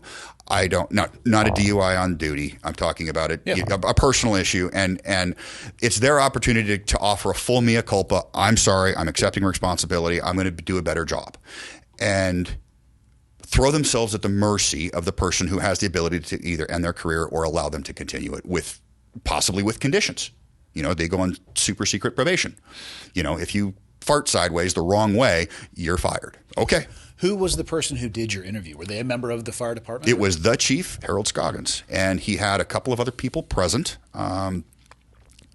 Helen Fitzpatrick, who is part of their administration people. I think there was another couple of people on there too. I don't want to say the wrong name, and then I had a representative from the union who happened to be the local president, Kenny Stewart. And this was all done via Teams or Zoom or one of those video conferences. So I put on my Class A uniform and I sat in front of my computer and I logged in at the appropriate time. And I sat there and I went back and forth with the chief. And the chief took some time to acknowledge my almost 22 years of exemplary service to the fire department. In 2018 or 19, I'm not saying this to brag.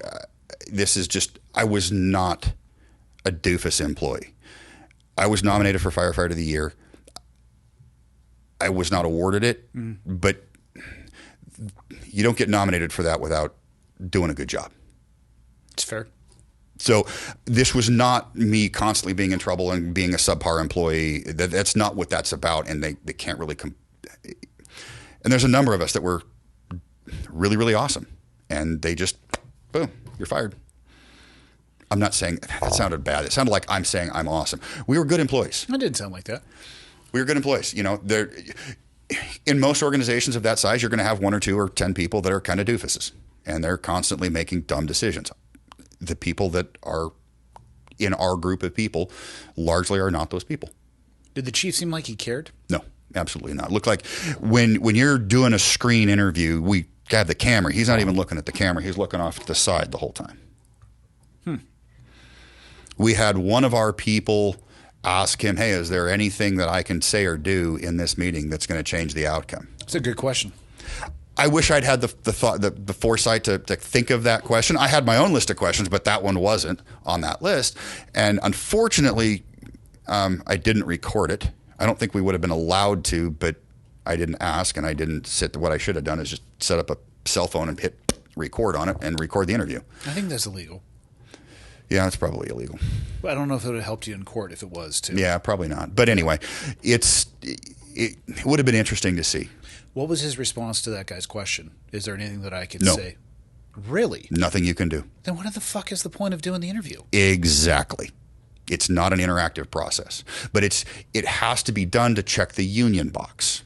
Because the union, in part of our collective bargaining agreement, you have a right to a Loudermill hearing if you're up for termination. We had people that, I think there's people in our group that didn't even check that box and didn't even try for it because they go, it's a sham. It was absolutely apparent that this was a sham. How long did it actually take, the Zoom call? I want to say about 30 minutes. That's my guess. It was pretty fast. What do you do after that when they let you go? What's life look like after that? Well, I shared with you that my dad was a contractor growing up, and what that gave me was a foundation of skills that I could fall back on. I was framing walls by the time I was 7, and I was setting tile and sweating pipes by the time I was 12. I wasn't doing it as fast as a grown-up could, but the walls were where they were supposed to be. They were plumb, they were straight, the tile was straight, it was done correctly. So I had a career of those skills that I could turn to feed and provide for my family. And so we did. I had a fair amount of tools. We still had to invest in a lot that we didn't have. Professional grade stuff and a box trailer to be able to put them in, to be able to drive around to people's homes and do small remodels, bathrooms, kitchens, that sort of stuff. Mm-hmm. And that's what we do. I do. My wife runs the back end. She does all the books and makes sure we stay up to date on taxes and certifications and those licenses and that kind of stuff. And I'm very, very thankful for her for that. And that's what we do. Did you stay in contact with anybody who stayed on the fire department? I'm still in contact with a number of people. I'm just curious about the morale during that time period, especially when they're exiting 70 people. The morale has never been lower. We had one of the biggest, saddest times in the history of the Seattle Fire Department was, you may have heard of this, in 1995, the Pang warehouse fire. 4 people died. 4 firefighters died in that warehouse. P-A-N-G? Pang? P-A-N-G. Correct. It turned out to be, it was an arson fire. The son, Martin Pang, lit the building on fire hoping to collect on insurance. And it was a giant warehouse in the middle, right in the heart of downtown. And it burned big and bad, and 4 firemen died. Talking to a couple of people that were in the department, because that was 5 years before I was hired, being hired in 2000. The department is, and the people that were lost were quite beloved people. They were highly regarded people. And one of the things that he said, he worked at that station, he said, the morale is worse now than it was after the Pang fire when we lost the 4. And it's just, it's been terrible. The morale in the department's been in a nosedive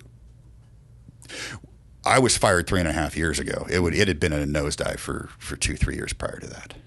Well, how long after you were fired, because I know that you're in the middle of litigation with them now. Yes.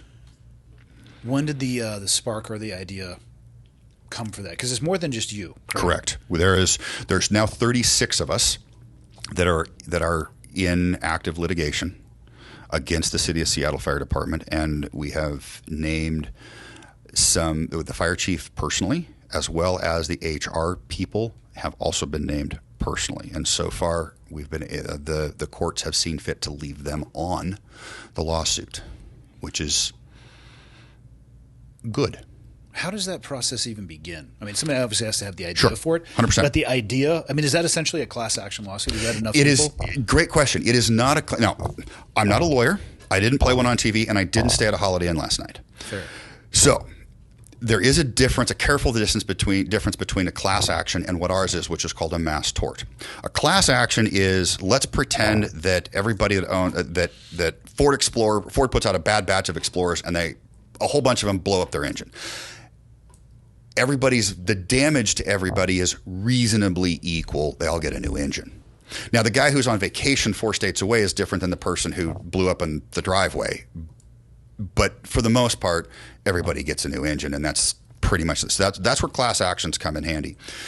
A mass tort is we're all suing individually because the person who had 4 years in the fire department has a whole lot more damage done to their career, their future earnings, their pension value than the person who is going to retire 6 months from then. Does that make sense? Yeah, but don't they both lose their pension, though? No. In the state of Washington, we own the pension. Oh. We pay into it, the city pays into it, or the municipality that you work for, and then the state pays a little bit. Okay. So when you were terminated, you lost your job, but you didn't necessarily lose your retirement benefits. Correct. Okay. However, my retirement benefits were dramatically impacted. Due to shortening the time period between working and receiving them? Yeah. Well, for the first, I was terminated at 47. Mm-hmm. I could not collect anything until 50. Okay. I'm now 50 and a half. But even collecting at 50, I'm being punished for drawing my pension early. Okay. But my wife and I, we went through the numbers, we looked at it, and we said, this is the damage it's going to, but frankly, we need it. Yeah. To be able to simply survive. Did you even have the opportunity, if you wanted to delay until you were 50? We had to, because Meaning, could you have waited to draw from your pension and then not be penalized? Correct. I could have waited until 53 and not be penalized. 53. Gotcha. Sorry, I wasn't clear. You can draw at 53 without a penalty. You can draw at 50, but you get penalized for it. But the only way you can draw before 50 is if you have some form of a disability pension or disability determination. If somebody gets injured in the line of duty and they can't be a firefighter anymore. Mm-hmm. And that includes some PTS.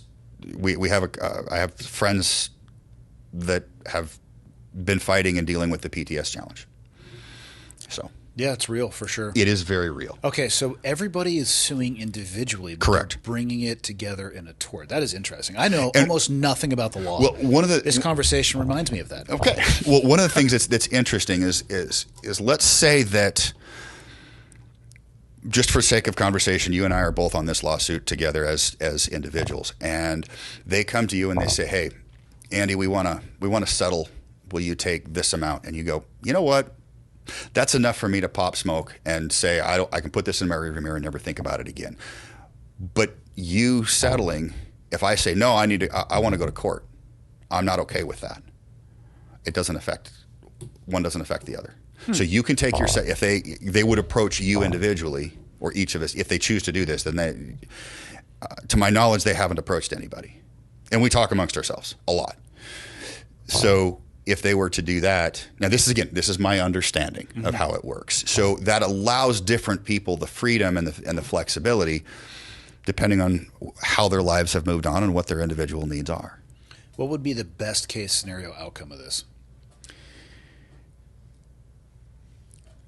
The best case scenario for me is I want to go to court, and I want them to get spanked, because what we're talking about is quite arguably the greatest civil rights violation in a lot of decades, because you had people that said, no, for my religious beliefs, this says no, and you violated that.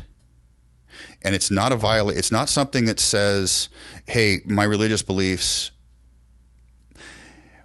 It'd be one thing if it says, hey, let's say that your religion, a hypothetical religion, you have to have a really, really long beard. And so you wear a really, really long beard, but the standard is you can't wear a really long beard with the face pieces and create a proper seal. You wouldn't be eligible to even become a firefighter because of that. And that's a hypothetical, right? Mm-hmm.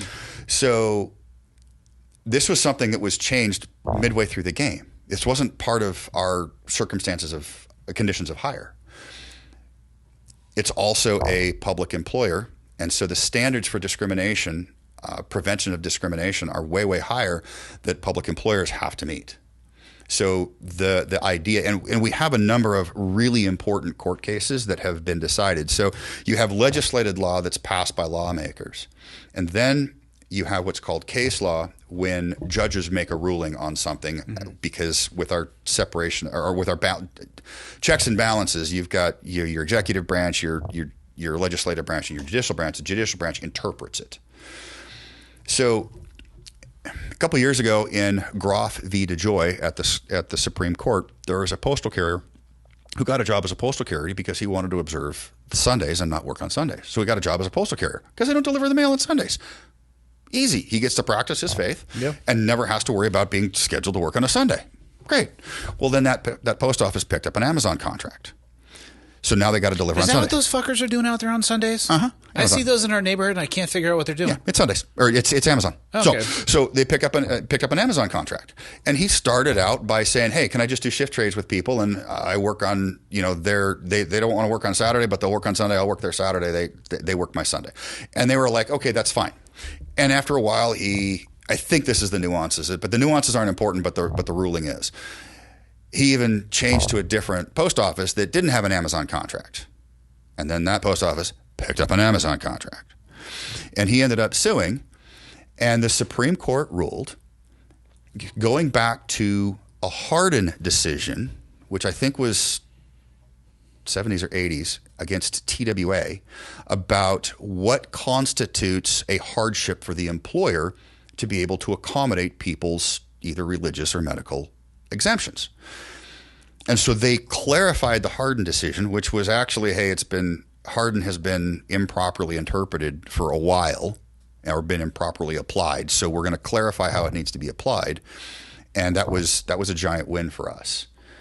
Now, I can't tell you the legal nuances of why that was such a great win for us sitting here at this table because I'm not a lawyer. But when our lawyers say, oh no, because this verbiage, that thing, this, that, and the other thing, that was really good.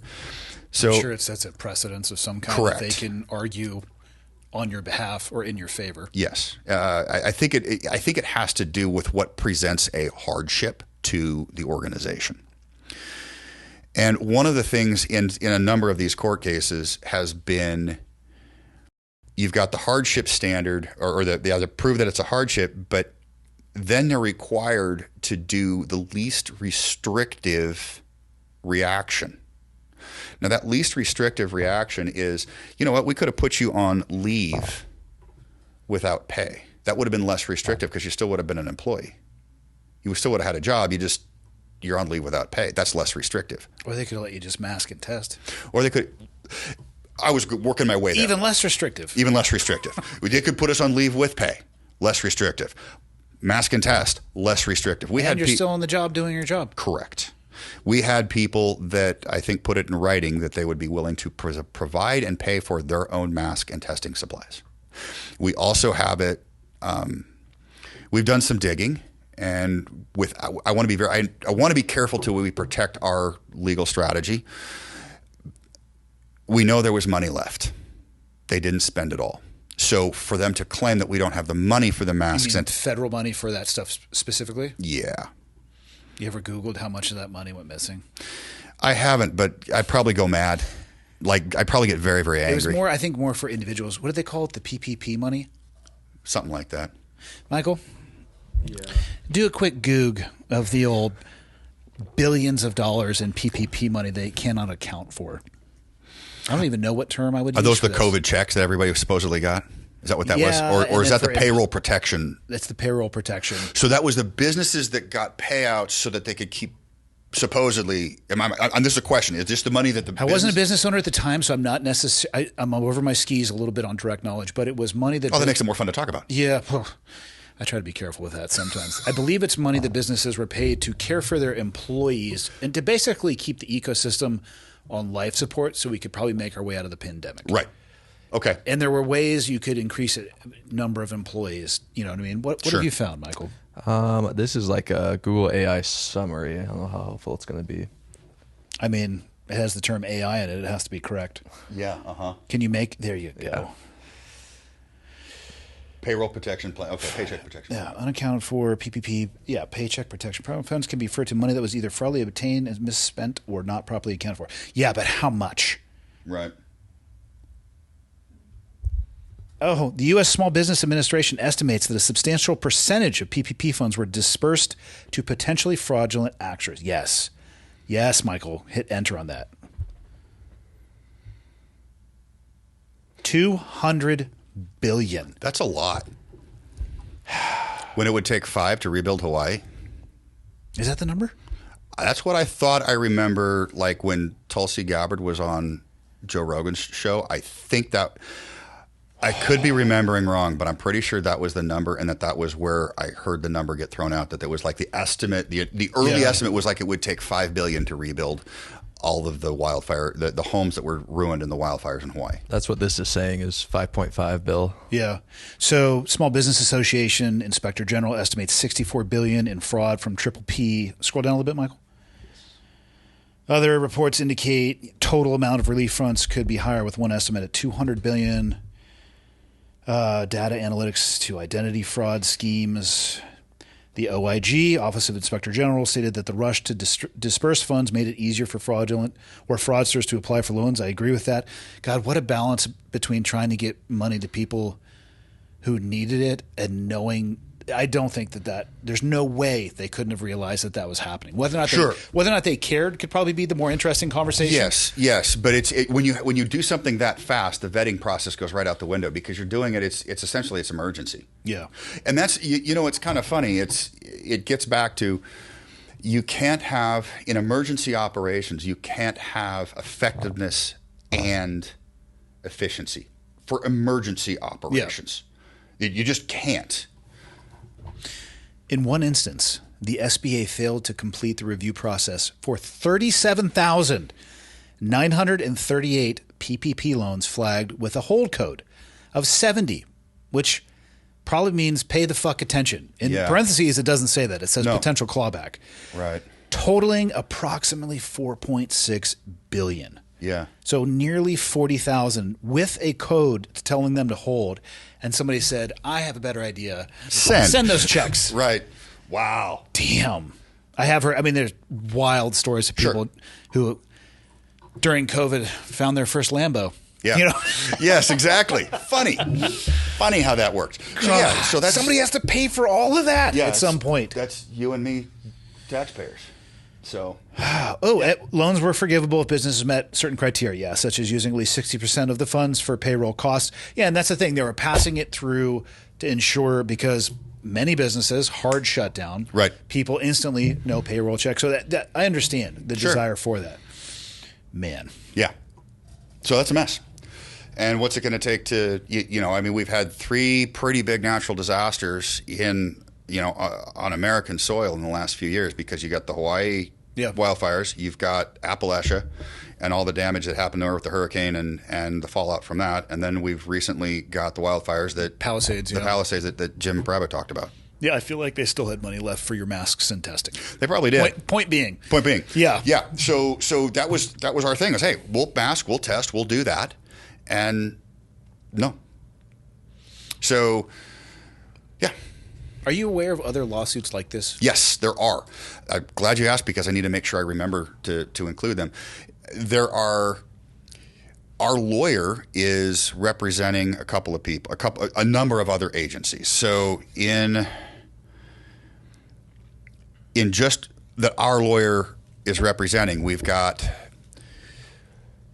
Washington State Department of Transportation. We've got Department of Fish and Wildlife. That actually just settled in mediation.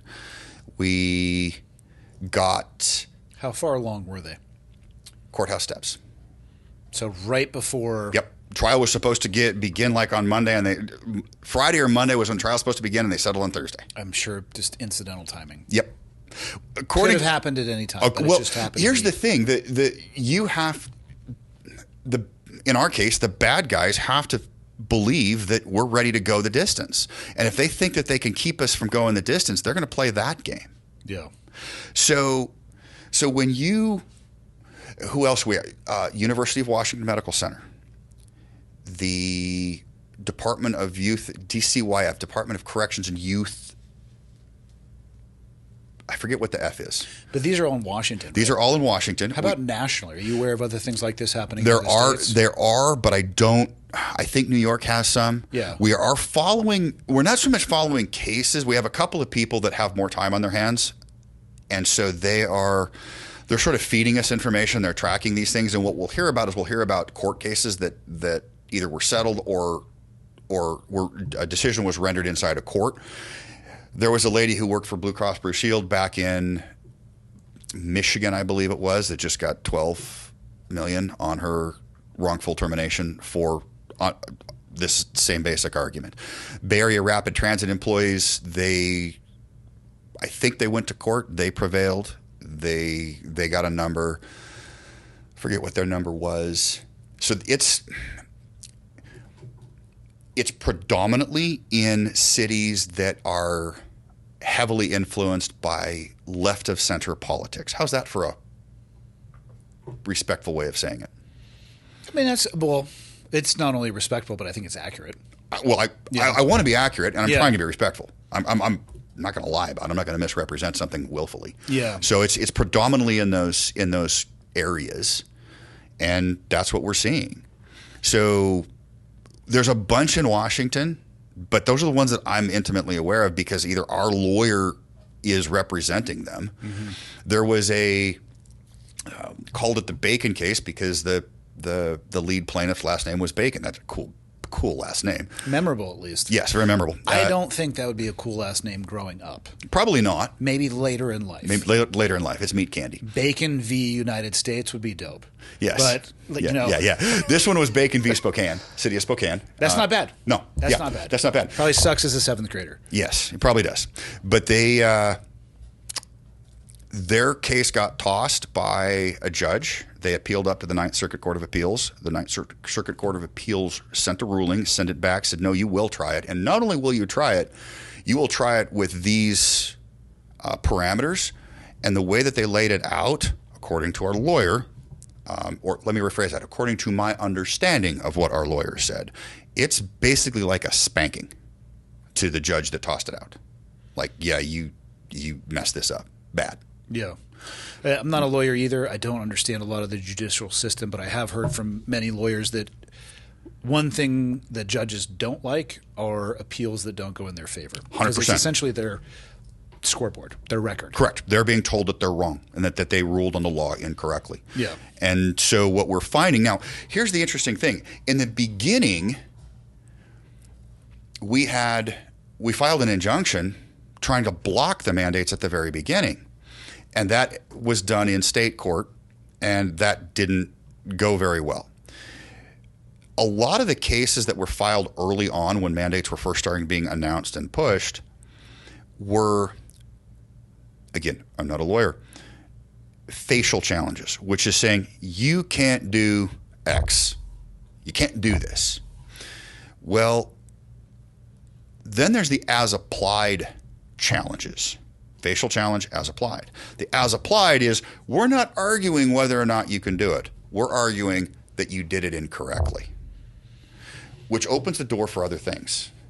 It from a lay person, it allows them to us, the plaintiffs, to say, yeah, your rules say that we have to have an interactive process. We didn't have one.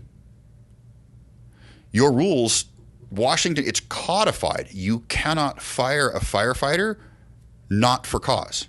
There has to be a for-cause reason to fire them. And then we have it in writing from them that we were not fired for cause. Okay. This is going to be very messy. It is. But right now we have a court date set for February 2nd of 26. One of the challenges that we are facing, the single biggest challenge, is we are on a pay-as-we-go basis because the big law firms wouldn't touch these cases. So it's the small law firms.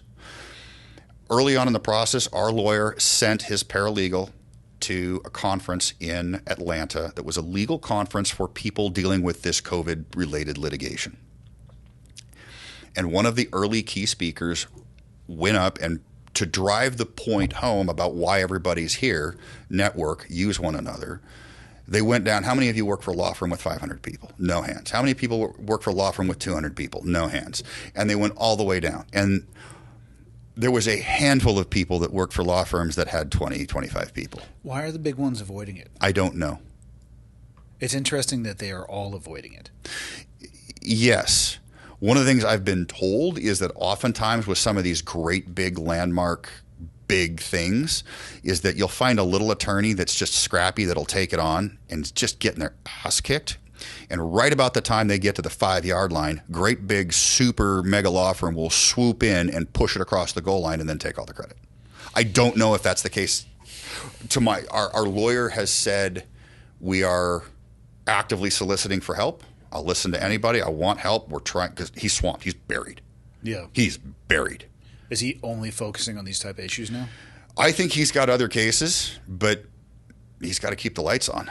Yeah, I mean, right. That's fair. And so, but he's we get every 2 weeks we get a Zoom call with him. I guess we've flipped over to Teams, but essentially a Zoom call with him on Saturday mornings, and I try to take notes for my team, for my group, and push them out and so forth.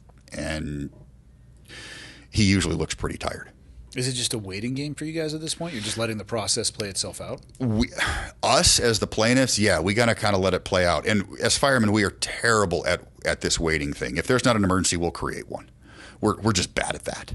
I don't know if that's a good strategy long term. It's not in this case. So we're not trying to create emergencies, but what we are trying to do is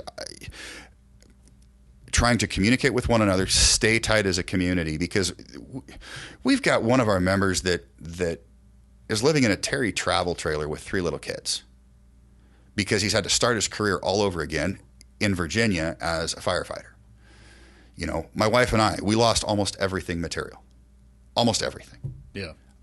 Now, the non-material stuff is this. My faith walk is strong. My marriage is good. My relationship with my kids is good. That's the stuff that really matters. Those are good. But when you're on a pay-as-you-go program, and most of us have been financially decimated, we don't have a lot of money. Yeah. One of the things that we have done, if you'll permit me, we've started a nonprofit. We filed for a nonprofit in the state of Washington. We have submitted paperwork for tax exempt status with the IRS. That they do batch processing. We didn't learn about this until we submitted it. If they've started our batch, if that window's open, it's just in the last couple of days. That may not have even opened for batch processing. So we're awaiting a decision on the 501c3 or the tax exempt status. Yeah. But we've started a website which offers some profiles and some photos so people can see who we are, what's going on. It is called seattlefired.com. And if people want, in this time where this time of the world, everybody's holding their hand out looking for a donation.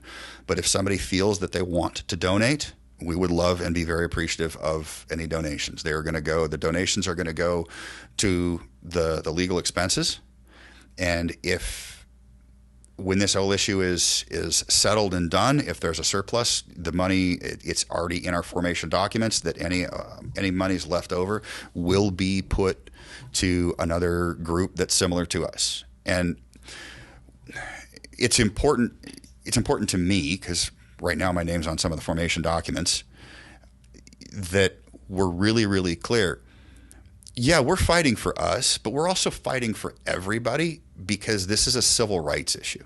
This is not limited to a bunch of firemen got fired because they didn't want a COVID shot. No, this is a civil rights issue. A government agency stepped in and said, no, we don't recognize your sincerely held belief, and we're going to compel you to do something that violates your sincerely held belief. Yeah, it was a wild time. Yeah. I want people to live their life however they want to. 100%. I do my best not to judge the decisions that they make. I watched some people sprinting towards what I would consider to be a very unknown finish line as fast as humanly possible. Are you referring to the shots themselves, to taking the shots? Yeah. Okay. And I know that fear impacts people in different ways. Yes, very much. And people are in different situations. I mean, up here was as far as it could go. I mean, a great place to weather it. I mean, it's less disparate, lower population, all of those things. But yeah. I also watch people shelve one of the most important characteristics I think human peoples have, which is common sense on a lot of issues because they were scared. Right.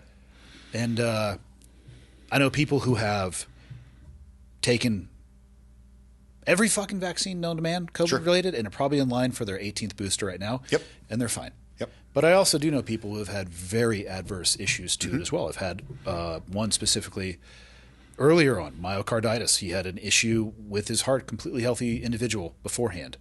Only one thing really changed in his life. Like, both of those categories absolutely exist. Yes. People made the choices that they needed to make, but it was a fascinating time to see how fear impacts people's decision-making process. Well, and there were a lot of people who said that they devoutly believed one thing, and I'm not talking at this point about a religious exemption, just what they believed to be as a person, and they crumbled. Yep, 100%. Well, on that, kind of building on that, because I think you're 100% accurate with that. For me, just as a reminder to make sure that for me, the first and foremost issue, this was a hard pass.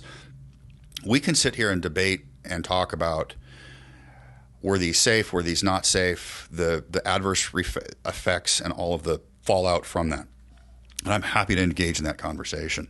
But for me, it was a hard no from the beginning, safe or not, because of how they were manufactured, how they were developed.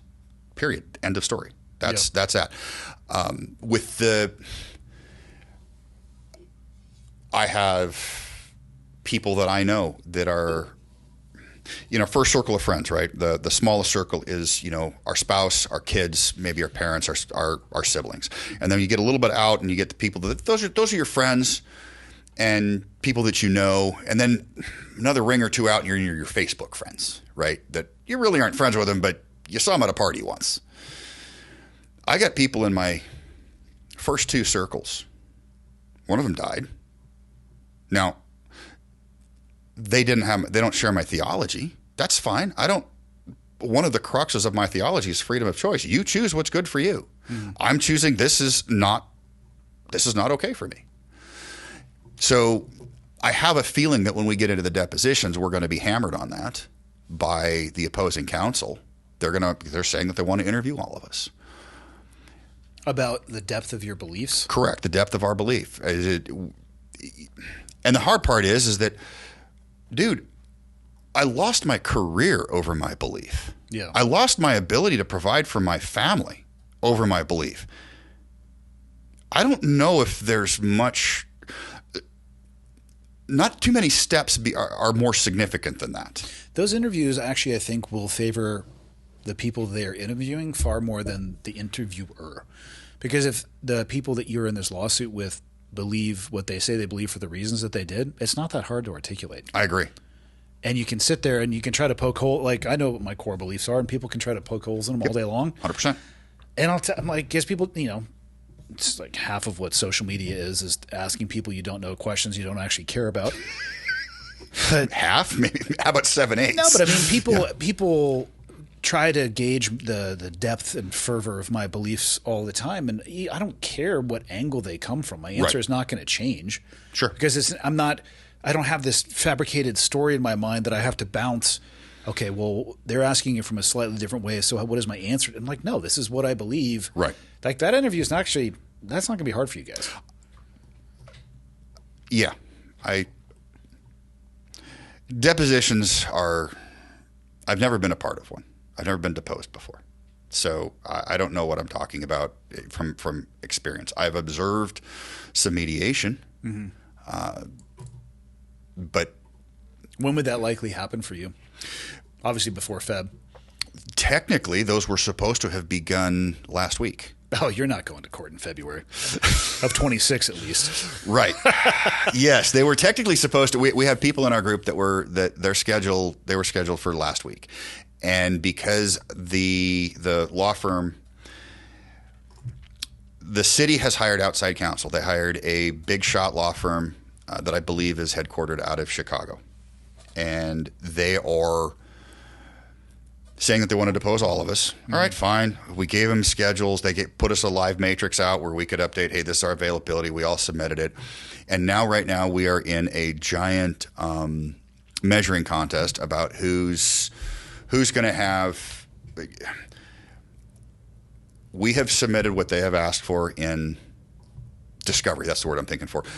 In discovery. And they are not, our lawyers are telling us that they are not supplying what they are asking for in discovery, what our lawyers are asking for from them. Mm-hmm.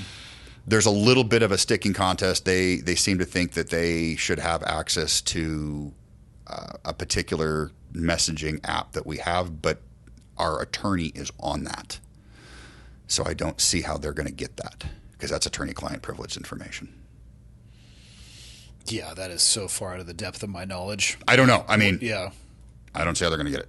So when you say, best case scenario, the city gets spanked, what does that look like? They write checks? Checks, because that's how they're going to feel the pain.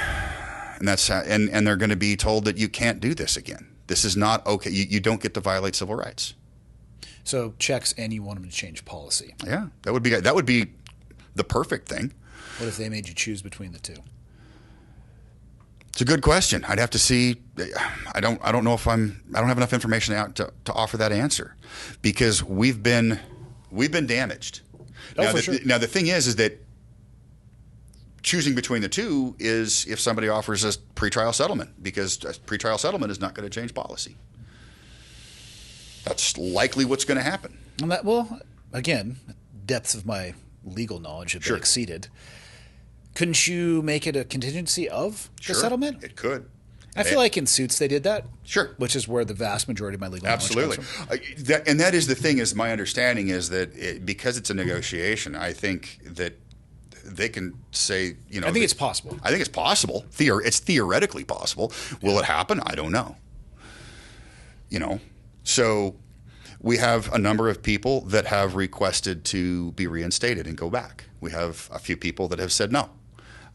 What do they say to the request to be reinstated? Or that's what they want their outcome to be? The people that want reinstatement, they do want, part of what they want is they want the back pay and to be made whole from what they've been missing. And they want their career and they want their career back. And yes, correct. They want their occupation, their career back, and that's important. So what has the city said to that?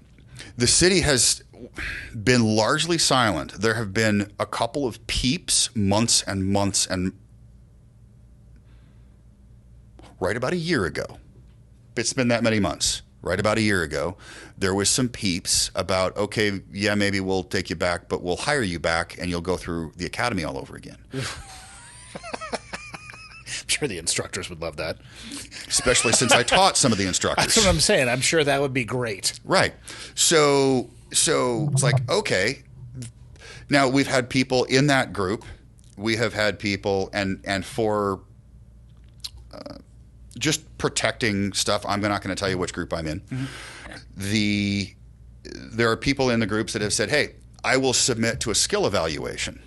And if I don't meet certain basic skills that you would be expected to learn and be proficient at in the academy, then absolutely I'll submit to going back to the academy. But if I can demonstrate that I have those skills that you would be expected to be proficient in coming out of the academy, no, you're not sending me back to the academy. Yep. So, yeah, those are it's kind of muddy. And some people have been, what you have is you have the right hand not talking to the left hand, because you have some people, there have been some communications coming back and forth without this, or between people. And it's like, wait, one group says, hey, talk to my attorney, talk to our attorneys. And yet somebody else in that same organization says, yeah, here's a document that says you can come back. Or we'll allow that you've been allowed. It's been signed by people with enough horsepower that the document's valid. Yeah, this is going to continue to be messy. It's going to get messy. I think, judging how things are sitting right now, I think you're correct. I'd be surprised if we're in court in February. I'd be very surprised, because the depositions, even if we had started last week, they were going to take bloody all summer long. Yeah. Say it goes in your favor, what would you do with the rest of your life? I'd have to see what that looks like. Do I go back, and am I back to being a firefighter driving Ladder Company 5 in the city of Seattle? Would you want to? I didn't want to leave. Not wanting to leave and having a desire to go back are two different things, though. You're right. Especially if the leadership above you doesn't change. You're very right. So let's say, again, I want to be careful how I answer this question. Yeah, of course. The conditions would have to be very specific.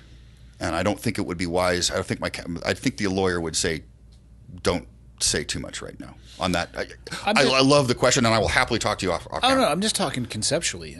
Do you want to move past being a firefighter if the economics are handled for you, or would you want to go back? I'm just talking about, in general, your desire to continue being a firefighter, not necessarily for city of Seattle. Great question. When we moved to Boise, mm-hmm. the surrounding Boise area. We're not in Boise proper. People would appreciate how you say it.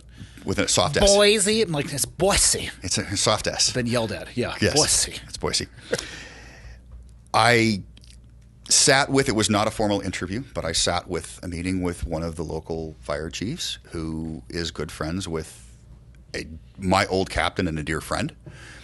And he said, in that interview, he says, I don't need people like you. He says, if you come with the recommendations that you come with from your old captain, I'm keeping names private for a reason. Mm-hmm.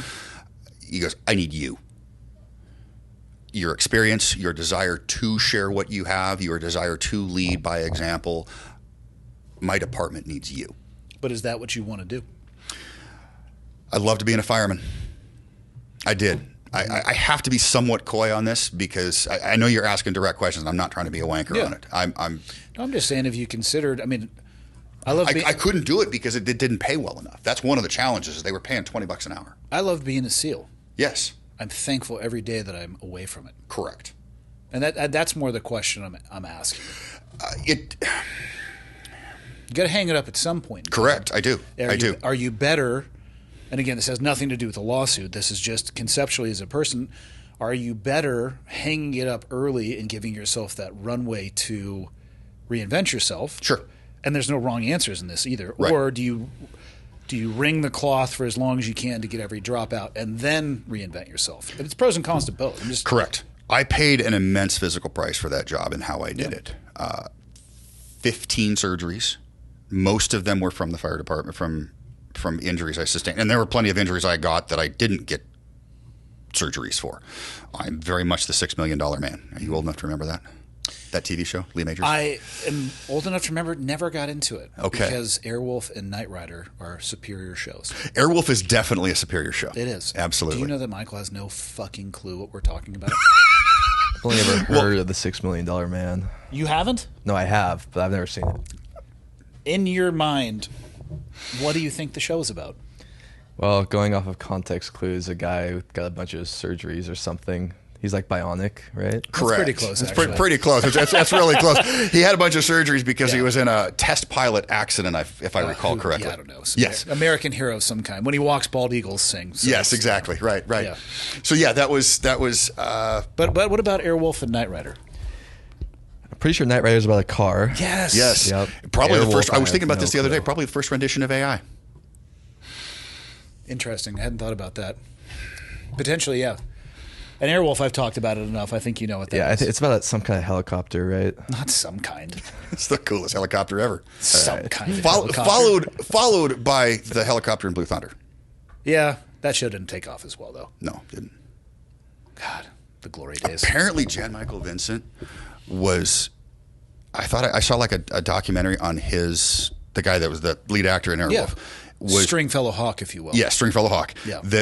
He had a horrible battle with alcohol and was frequently drunk while they were filming. I wouldn't be surprised. I heard that he could snort a line the size of this table of cocaine. Oh, well, that was the 80s, so I would, I'd bet that too. Yeah, I heard he was a fan of the Colombian marching powder, if you will. The booger sugar. Yeah. I'm pretty sure he fucked that one up. Probably. The show was going well. Yes. And, kind of, hey, again, I'm not going to tell people how to live their life. Pros and cons to the choices you want to make. But I absolutely loved that helicopter. That thing was Yep. It crashed in Germany. Did it? The actual helicopter they used for that show. They put it back into service. It crashed in Germany. No kidding. That's how much time I have spent researching this on the internet. No kidding. Is it when it crashed in Germany? It was crash like it's done, game over. You don't get to put it back together again. Correct. Okay. I think it was actually fatal. Oh, okay. It was a full auger. Yeah, it wadded up pretty good. What was the helicopter model that they started with to Oh, it was Michael, you're going to have to Google this. It was a Bell something. It's not that Dolphin one, is it? That French thing? For which show? Airwolf. Just put in what type of helicopter was Airwolf. It's a Bell, I want to say like 202. Okay. It was, they had different versions of it. Sure. Like when the guns would be out. Yeah. There was one that only flew with it like that because they couldn't figure out how to move them in and out. Okay. All right. Yeah. All right. But I'm pretty sure it was Based on a Bell 222. 222. So I was Okay. missing one of the twos. Whatever. Right. God, Michael. Yes. Doing my best. Yeah, no, it was a legit helicopter. Yeah. Okay. Yeah, it was. That was like the old school, rich and famous, VIP transport Okay. stuff. Yeah. All right. Very cool. So, how did we start talking about I I don't know. And for everybody out there who hears this, I'm aware that it's on Roku, because I've talked about this before. My DMs were flooded. Thank you. I'm watching it again. I appreciate that. I don't need to hear any more that it's on Roku. Okay, very cool. Yes, yes.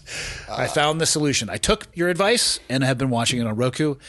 Let me tell you who thinks this show sucks. My wife. Okay. Have you watched, gone back to watch the old Star Blazers cartoons? No. Okay. So I remember how we got on this. We were talking about the TV show $6 Million Man. Because you are the $6 million. Kind of. I've been put back together a lot. Yeah. No, I was I asking you existentially. No, yes. Not necessarily tied to this. At some point in time, you will have to hang it up. 100%. Do you think you'll do general contracting afterwards, or what do you think it will look like when that point in time comes? I mean, I'm good at it. I care a lot about it. But when it's time to retire, I hope to be able to retire and go enjoy my life. What would that look like? Well, my wife and I have been talking about places we'd like to travel to. What's on the list? She's Norwegian. Okay. Like very Norwegian. And we want to go see Norway. I've never been. She's been. She was raised by, her parents were missionaries. And so she's lived in, Seattle was home base, but she's lived in Minnesota for boarding school. She's lived in Norway. She's lived in Japan. She's much more of a world traveler than I've been. And so we love the mountains. Mm-hmm. So we would love to do both a summertime and a wintertime driving trip, hitting some of the mountain things. Yesterday, we drove up to Whitefish and GNP a little bit, Glacier National Park. We missed GNP because I was a moron and didn't realize you needed reservations. Yeah. The internet has answers to a lot of life's questions. I didn't think to ask the question. Do you need reservations to go into a national park? And it's funny because... You know what changed that? COVID. That's when that started. No kidding. Yeah. What I did hear, when I learned it, it was like, oh, that's right. Mike told me that. And it was one of those things that went in the air, went right out the other. And I never thought about it until, oh, crap, that's right. Mike said that in that conversation. But do you guys want to travel internationally other than Norway? Sure. I would recommend, if you have places on your bucket list, the Dolomites and Switzerland. Yes. This France, Italy, Switzerland region. If you're into mountains, yes, they'll knock your socks off. Very cool. Okay. Yeah. Yes. I got to withhold who, but for privacy's sake, my wife's sister is a very high-end athletic coach. Okay. Very high-end. And that... What sport? Skiing. Okay. And they do a lot of that in those regions. They do a lot of it. So she's seen a lot of those really cool places. Wild. Yes. You stand there at the base of some of those things and just marvel at how that ever came to be. Right. Yeah. Well, and it's kind of funny. It's you look at, like when you're in Salt Lake City, it's like the city just stops and boom, there's a giant rock.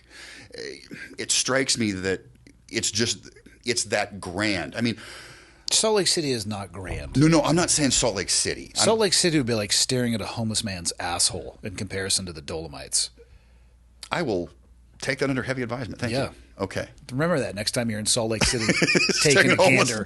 No. I've seen homeless man's backsides. It's not good. Then I'm shocked that you think that Salt Lake City is grand in any way, shape, or form. Okay. I was just referring to... We got to get you out and around the world a little bit here. We don't come from money.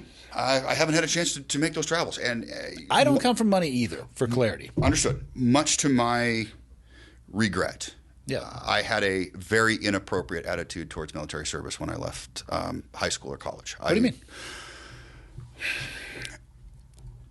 I'm so ashamed of having this attitude. I really, really am. I had developed the attitude that I didn't want to go to work for somebody that was dumber than me. There are some dumb people in the military. Yes, but Do you know how I know that? Because I headed the battalion. I'm still, but... It's like any job, though. Yes. I've met some real dumb firefighters. For clarity. So have I. Yeah. Absolutely. Yeah. You can't confuse the community for the individuals that make up that community. I mean, I wouldn't feel bad that you felt that way. Did you have any touch points with the military? No, not really. And it's kind of probably the reason why. But it's one of my biggest regrets in life. Now, I also know that my life would regretting that you felt that way, or you didn't go down that path. Regretting that I didn't go down that path, and also regretting that I felt that way, because it was feeling that way that led me to not go down that path. Right? It was, and so I have such a great admiration for people that have done that kind of service. And I understand that people say, yeah, well, you serve too. Yes, but it's different. And our sons have heard me say that, since I came into their life, that's a regret that I had. So, yeah, I mean, I wouldn't regret it. You chose a different path. I did. It's just different.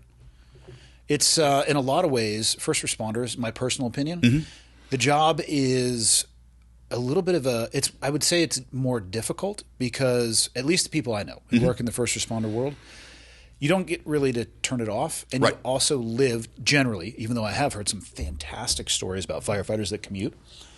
I'm going to be real vague about that one so I don't get in trouble. Yes. I think you know what I'm talking about. They don't even live in the state that they work. And work good for them, even though I don't know how a 96-hour shift is safe for anyone. Yeah. How about 30 days straight? Again. I've heard that.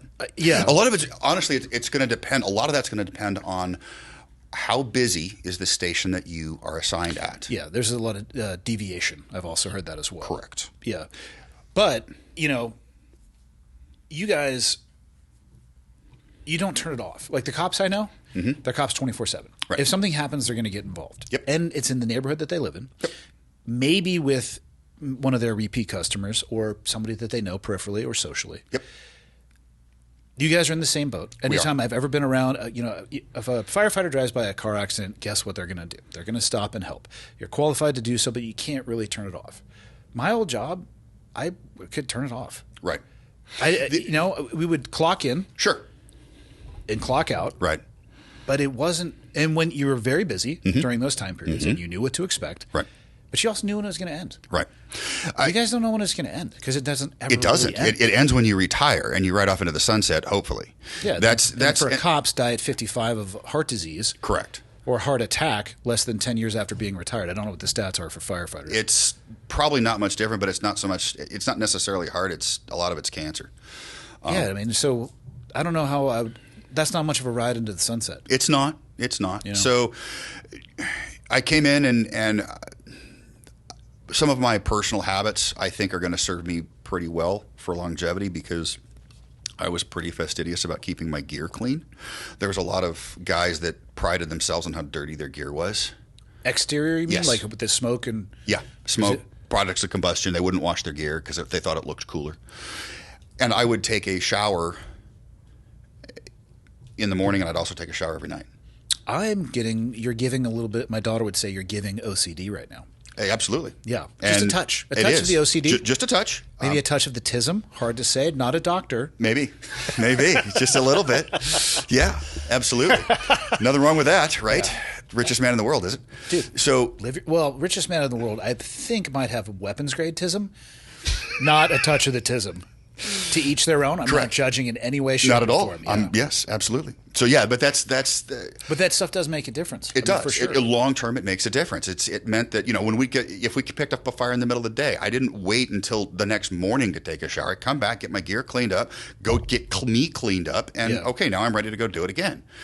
And I think that little bit of that does OCD, make sense to me. A little bit of that OCD stuff, I think that's going to pay off. Now, one of the things that is important to me is, unfortunately, the COVID mess really overshadowed it, but the suicide in I think it was 2019, and this happens for police officers, but I wasn't one, and I don't know the statistics for them. We got told that I think it was 2019 that firefighter suicide overtook cancer and heart attacks for on-duty death. Line of duty death. People who were still actively serving took their own life. What is your best guess as to why that happens? There's a lot of stuff that we see that you can't unsee. Mm-hmm. And I've had this happen. You're at a social gathering and somebody finds out you're a firefighter. Oh, what's the worst thing you've ever seen? And aren't those questions fun? They're great. It's like walking up to somebody in the military saying, how many people have you killed? None of your business. Have you tried this answer when somebody says that to you? You might want to hold your ears for this.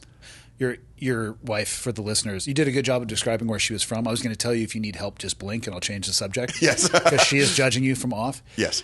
Next time they say, what's the worst thing you've ever seen? Talk to the person and be like, I saw your dad fucking the neighbor. Right. You know what I mean? Or I saw your mom blowing the mailman in the backyard. Have you talked to her about that? Throw it back at him. Right. This is the way my brain works. I'm not saying it's going to work well for you. What I have found is because I don't want them to feel, I don't want them to get defensive and feel bad, but I want them to understand what they've just asked. The conclusion the response I've come up with is, you know what? I spend the rest of my life trying to forget those things. And when I've had that happen, the look on their face is, oh, that was really rude. And then just change the subject to something else. Yeah. You know, so how's your kid doing at baseball? Yeah. You know, and just kind of let them know that that's just not an okay thing to ask. And one of the things that's happened is because of, I want somebody that has some bravado to do that job, because if we're going into, I mean this with full respect, we're going into combat, but we're going into a combat with an enemy that doesn't have a conscience, that doesn't have a soul. It's trying to kill you. Pyromaniacs would say differently. Well, yes, right. They are fascinating people to me. They are. They think they're like caged animal, right, that they can control. Yeah. Oftentimes it burns them, so I don't know how much control they have. Yes. And you think that would change their mind. And it doesn't. No. Yes, correct. So they're a special breed. They are. That's a unique kind of messed up. Yeah. It really is. So yeah, but the idea is I want somebody that's got some stones. That's you're going into a physically demanding, emotionally demanding career. But the problem is that when you go through some of those really crummy calls or really crummy situations, it's usually not welcome. With the old timers, it's not really welcome to talk it out and talk it through. And it helps to talk about it with people who can empathize because they've been there. You know, hey, that's really kind of crappy. Mm-hmm. You know, some of the things that we've seen are, I've had a couple of cases where it's like the call got done. It's like, you know what? I just want to pick up the phone and talk to my kids. You know, I know you got your life going on. I know you're heading out the door to practice. I just want to call you, tell you I love you, and I'm thinking about you, and have a great day. I'll see you tomorrow. I'd be shocked if that wasn't the case. So, you know, it's just some of the things. Mm-hmm. You're doing a search in a home and you find a body, and you don't find out when you're doing the searching, you're told that a 17-year-old is missing. I got a 17-year-old kid at home. Great. You find the body, because I found the body. It was burned enough you could tell, you couldn't tell the age, but it was not burned enough that you could still tell the gender. Mm-hmm. And you're just going, great. Now we find out later, much later, that it wasn't the kid. It was somebody else. But still, when you're frantically searching, trying to find, you know, every nook and cranny, it's stuff like that. And those things, when you go through the difficult calls, some people have likened it to, it's a sandwich, and every call you go on is a layer. And that sandwich is a sandwich you get to eat for the rest of your life. And what we don't know is nobody knows their limit until after they've hit it. Mm-hmm. And that's the hard part, because it's not your hey, you're a pussy because this bothered you. No, it bothered you. Why? Because you care. At the root of it's because you care. You don't have to eat the sandwich either. You can take the layers off.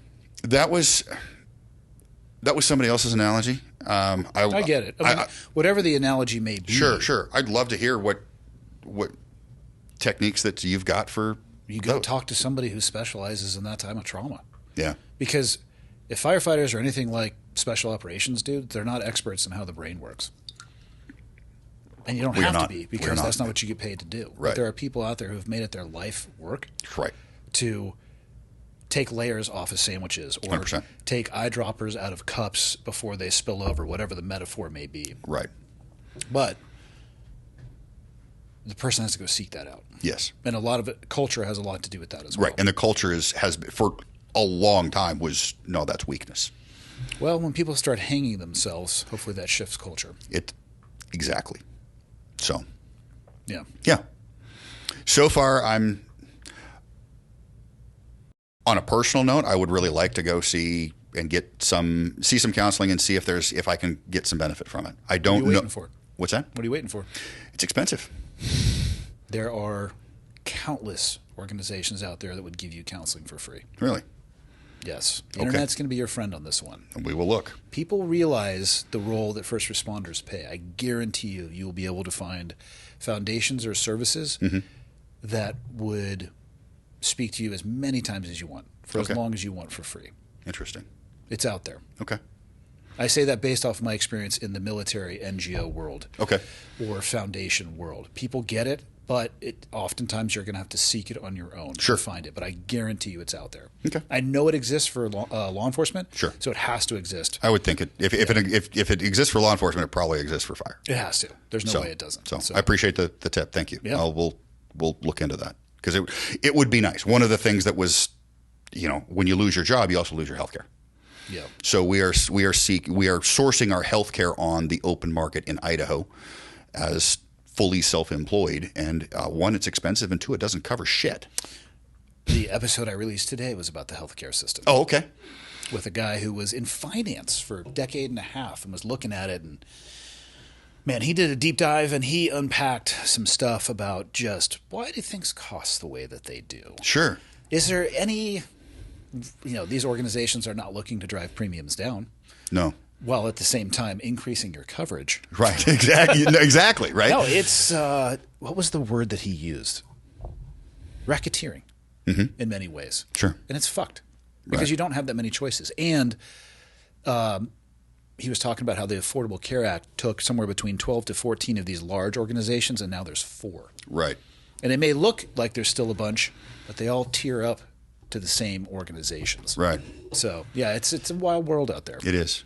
It is. Sure. We learned that Idaho opted out of Obamacare, which seems like a very Idaho thing to do. That and growing potatoes. Yes. I was telling Michael right before we got started that, I wanted to bring a host gift, and I went, well, a sack of potatoes probably isn't going to have quite the effect. And I would have eaten them. I do. The Devil's Brigade stuff is awesome. I got a chance to sample that and went, hey, that's darn nice, and that might be appropriate. Yeah. So I hope that's no, I appreciate it. No gift was Absolutely. expected at all, man. Well, I'm appreciative of the opportunity. Yeah. So, but what's the best way that listeners can help you guys? I know you mentioned, what was it? It was Seattle Fired. Seattle Fired. You guys fucked that one up. You could have had, it was Sleepless in Seattle, right? You could have had like firedinseattle.com. You guys, damn it. Well, yeah, yes. You could have really churched that one up. You probably could have trended on SEO. I don't know shit about SEO. I know it's a term. I don't know what it means. You're right. Well, we did that. Actually, one of our guys took the patch that I brought in. Yep. Hold this up if. Yep, right in front of the let's see it. There you go. So he colored in the Fire D for fired, and that was the inspiration for coming up with the website. I was a fireman. I wasn't a tech guy. I was the one that came up with Seattle Fired. I looked on GoDaddy.com. It was available. You got to get it. I got it. So we also got we also got .org. So if somebody goes and one just pushes to the other, and the best way that we could. I just told you I haven't been seeking out mental health help. Yeah. I'm not real good at asking for help, but here we are. We're all asking for help. And the best way that we could be helped is we are very much fighting David and Goliath, or a David and Goliath type of a fight, because the city has virtually unlimited resources to pay this great big giant firm to try to bury us with procedures and paperworks and motions and this, that, and the other thing. We're willing to step into that ring and take the punches, but what we need those 5 smooth stones. And right now those 5 smooth stones is financial help. Yeah. We're paying as we go. We are into it for over, I think, $300,000. This has been ongoing for 3.5 years. We got fired I think we filed 2.5 years ago. because it took us a while to get things organized and get stuff get everybody had to get their ducks in a row, their I's dotted, their T's crossed before we could actually put everybody on the same group and then push it forward.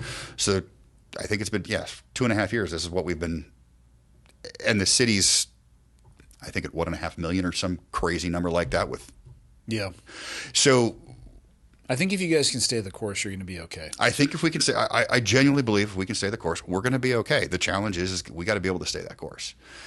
So yeah, their strategy is likely going to be to make it the opposite of that, making it easy for you to stay the course. Right. But if you can find your way, I mean, if I was reverse engineering this or looking at it from their side, they'd try to get you guys as close to the treetops or into them financially. Yep. And I mean, as long as you can stay a millimeter above them, I think you guys will be okay. That's the hope. And anybody listening, that's not legal advice because I don't know what the fuck I'm talking about. But no, personal opinion. It's and that's the thing is that if there are people that feel that they have some money that they'd like to donate, I'm not asking for. We do not expect that other people fund this. But you know what? If somebody has it on their heart that they want to donate, they want to help us out. This isn't going to just help us. This is going to help other people too. We've got there's a group. There's another group of Spokane Firefighters. That was the Bacon case. Mm-hmm. There's a group up in Snohomish, all those great Indian names. That's a little bit north of the Snohomish 8. I think they're working hard. Same kind of thing. They have a different lawyer, but the lawyers are talking to each other to the extent that they can legally. And hey guys, if we've got, hey, did you hear about this case? No, we didn't hear about this case. Let's look at that ruling, and everybody take a look at this ruling. Does this ruling have benefit for us? Hey, it helps you guys, but it doesn't help us. Okay, great. And they're doing all of that. It's kind of a collective hive mind, and it's pretty amazing because as a group, most firefighters can be crazy resourceful. You get a few of us together, and we can outthink a lot of problems. Yeah. So, but yeah, that's the biggest help that we could ask at this juncture is if somebody's willing to help donate, to help us cover our legal expenses, because they're only going to get bigger. We're getting into the deposition stages right now, and deposition is expensive. Yeah, it doesn't sound fun for sure. So that sounds gnarly. We have just recently there was a development that popped out. We didn't talk about this earlier, but we know that there was a lot of people that submitted real vaccination cards that were fraudulently filled out. No. Well, that would how correct. Could you ever think of such a thing? Correct. And the city just did a giant investigation, and because they commissioned it, and the results of the investigation there didn't go the way the city was probably thinking. They thought they were going to find some dirt, and what they really found out is that, the independent investigator that they paid whatever they paid has determined that it's, pretty likely that there's probably a bunch of people that have fraudulent cards. I mean, I personally was not offered one. I wouldn't even use the term like pretty likely. I've got to be careful. This is me speaking, probably more than certain that happened. Well, let's put it this way. How would I know that? I know a fuck ton of people who did the same thing. Yes. I know. I didn't go seek one out because I never had a need for one, so I never did either. Right. I didn't seek one out, even though I could have benefited from one. But I didn't seek one out because I didn't think it would work. I genuinely didn't think it would work. So it's like, nah, that's. And I've been over it. I'm not going to take the shot. So that was the hard no. So it's like, okay, what are we going to pivot and do? So I do small remodels and, kitchens, bathrooms, decks, that sort of stuff. Yep.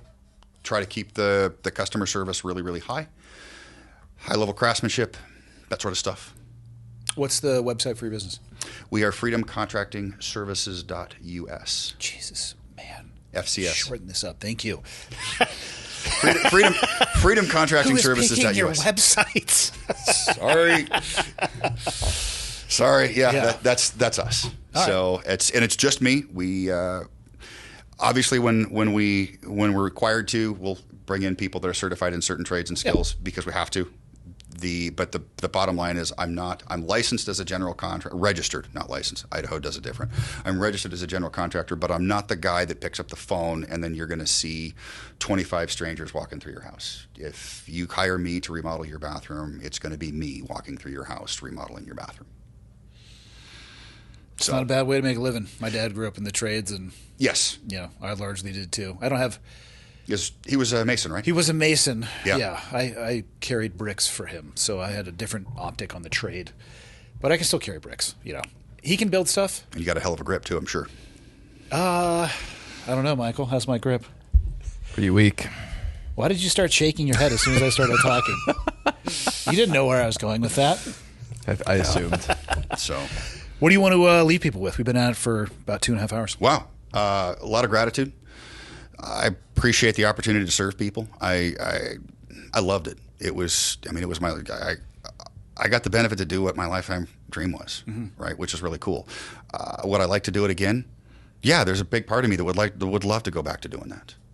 You mentioned something. Yeah, it takes a toll on us, and there's at some point in time when are you going to hang it up and do something different? Like you said, reinvent yourself. It would be nice to be able to do that. When the finances are handled, and I don't have to pivot to a different career. The juncture here, I don't want people to think that I'm grouchy or complaining about being a contractor. I paid a dear price in my youth to earn those skills and that knowledge in the form of zero social life and completely retarded when it came to interpersonal relationships and skills. That's just called being a man. Well, when I was 12 or 13, I could have a conversation with an adult because my dad took me to work with him, but I couldn't talk to a girl until I was 24 or 25. That's just called being a man. Okay. So, but that was, I'm honored that people will invite me into their home and trust me to do their work. I'm grateful that I've been prepared for the adversity when I didn't realize I was being prepared for the adversity. Some people call it fate. Some people call it just how the world works. To me, it's based on my faith. Yep. So, and I respect the different perspectives. I want everybody to be able to choose what they want to do. I'm in the same boat. Well, let's get you guys, let you enjoy the rest of your Montana day before you guys are starting early tomorrow morning, right? Driving back? We'll drive early tomorrow morning. Yeah, sun goes down here at like 10:30 right now. Yeah, something like that. You got a couple hours? Got a couple hours to go do something. Yeah. All right. Hopefully she doesn't kill you for anything you said on the podcast. I think she's shaking her head. No, I think she's going to be okay. All right. So I really appreciate the opportunity. Thank you very much. Oh, my pleasure. Yeah. So, and I'll put the link to the website for the donations and for the construction company in the show notes. So people, they can find it.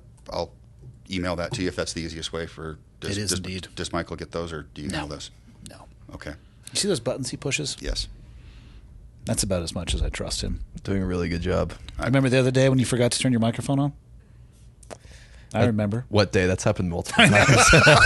The day that ended in Y. I have done Friday episodes by myself so his screen is looking at the different camera angles. I've had it on a camera that's not on. So I'm sitting here recording a Friday episode. I've had the camera on and the audio off. Right.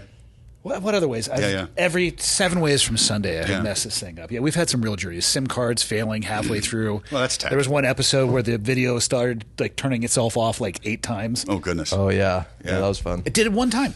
And then all this, it just stopped. Wow. That's funny. To try to keep him on his toes, which he wasn't. We missed 28 minutes of video. No, Ghost in the Machine. Yeah, we've had some juries. I messed it all up. But thank you guys for making the drive out. I really appreciate the opportunity. And it's been a fun time. This is a beautiful place. It's not bad. There's worse places to live. This is. I was told when I mentioned somebody that, hey, we're heading up to Kalispell, they said you're not going to want to come back, and it's true. We're grateful to be living in Boise, but this would be, it's. We need contractors. I'm just saying. Well, we'll see. All right, cool. We'll see. I think.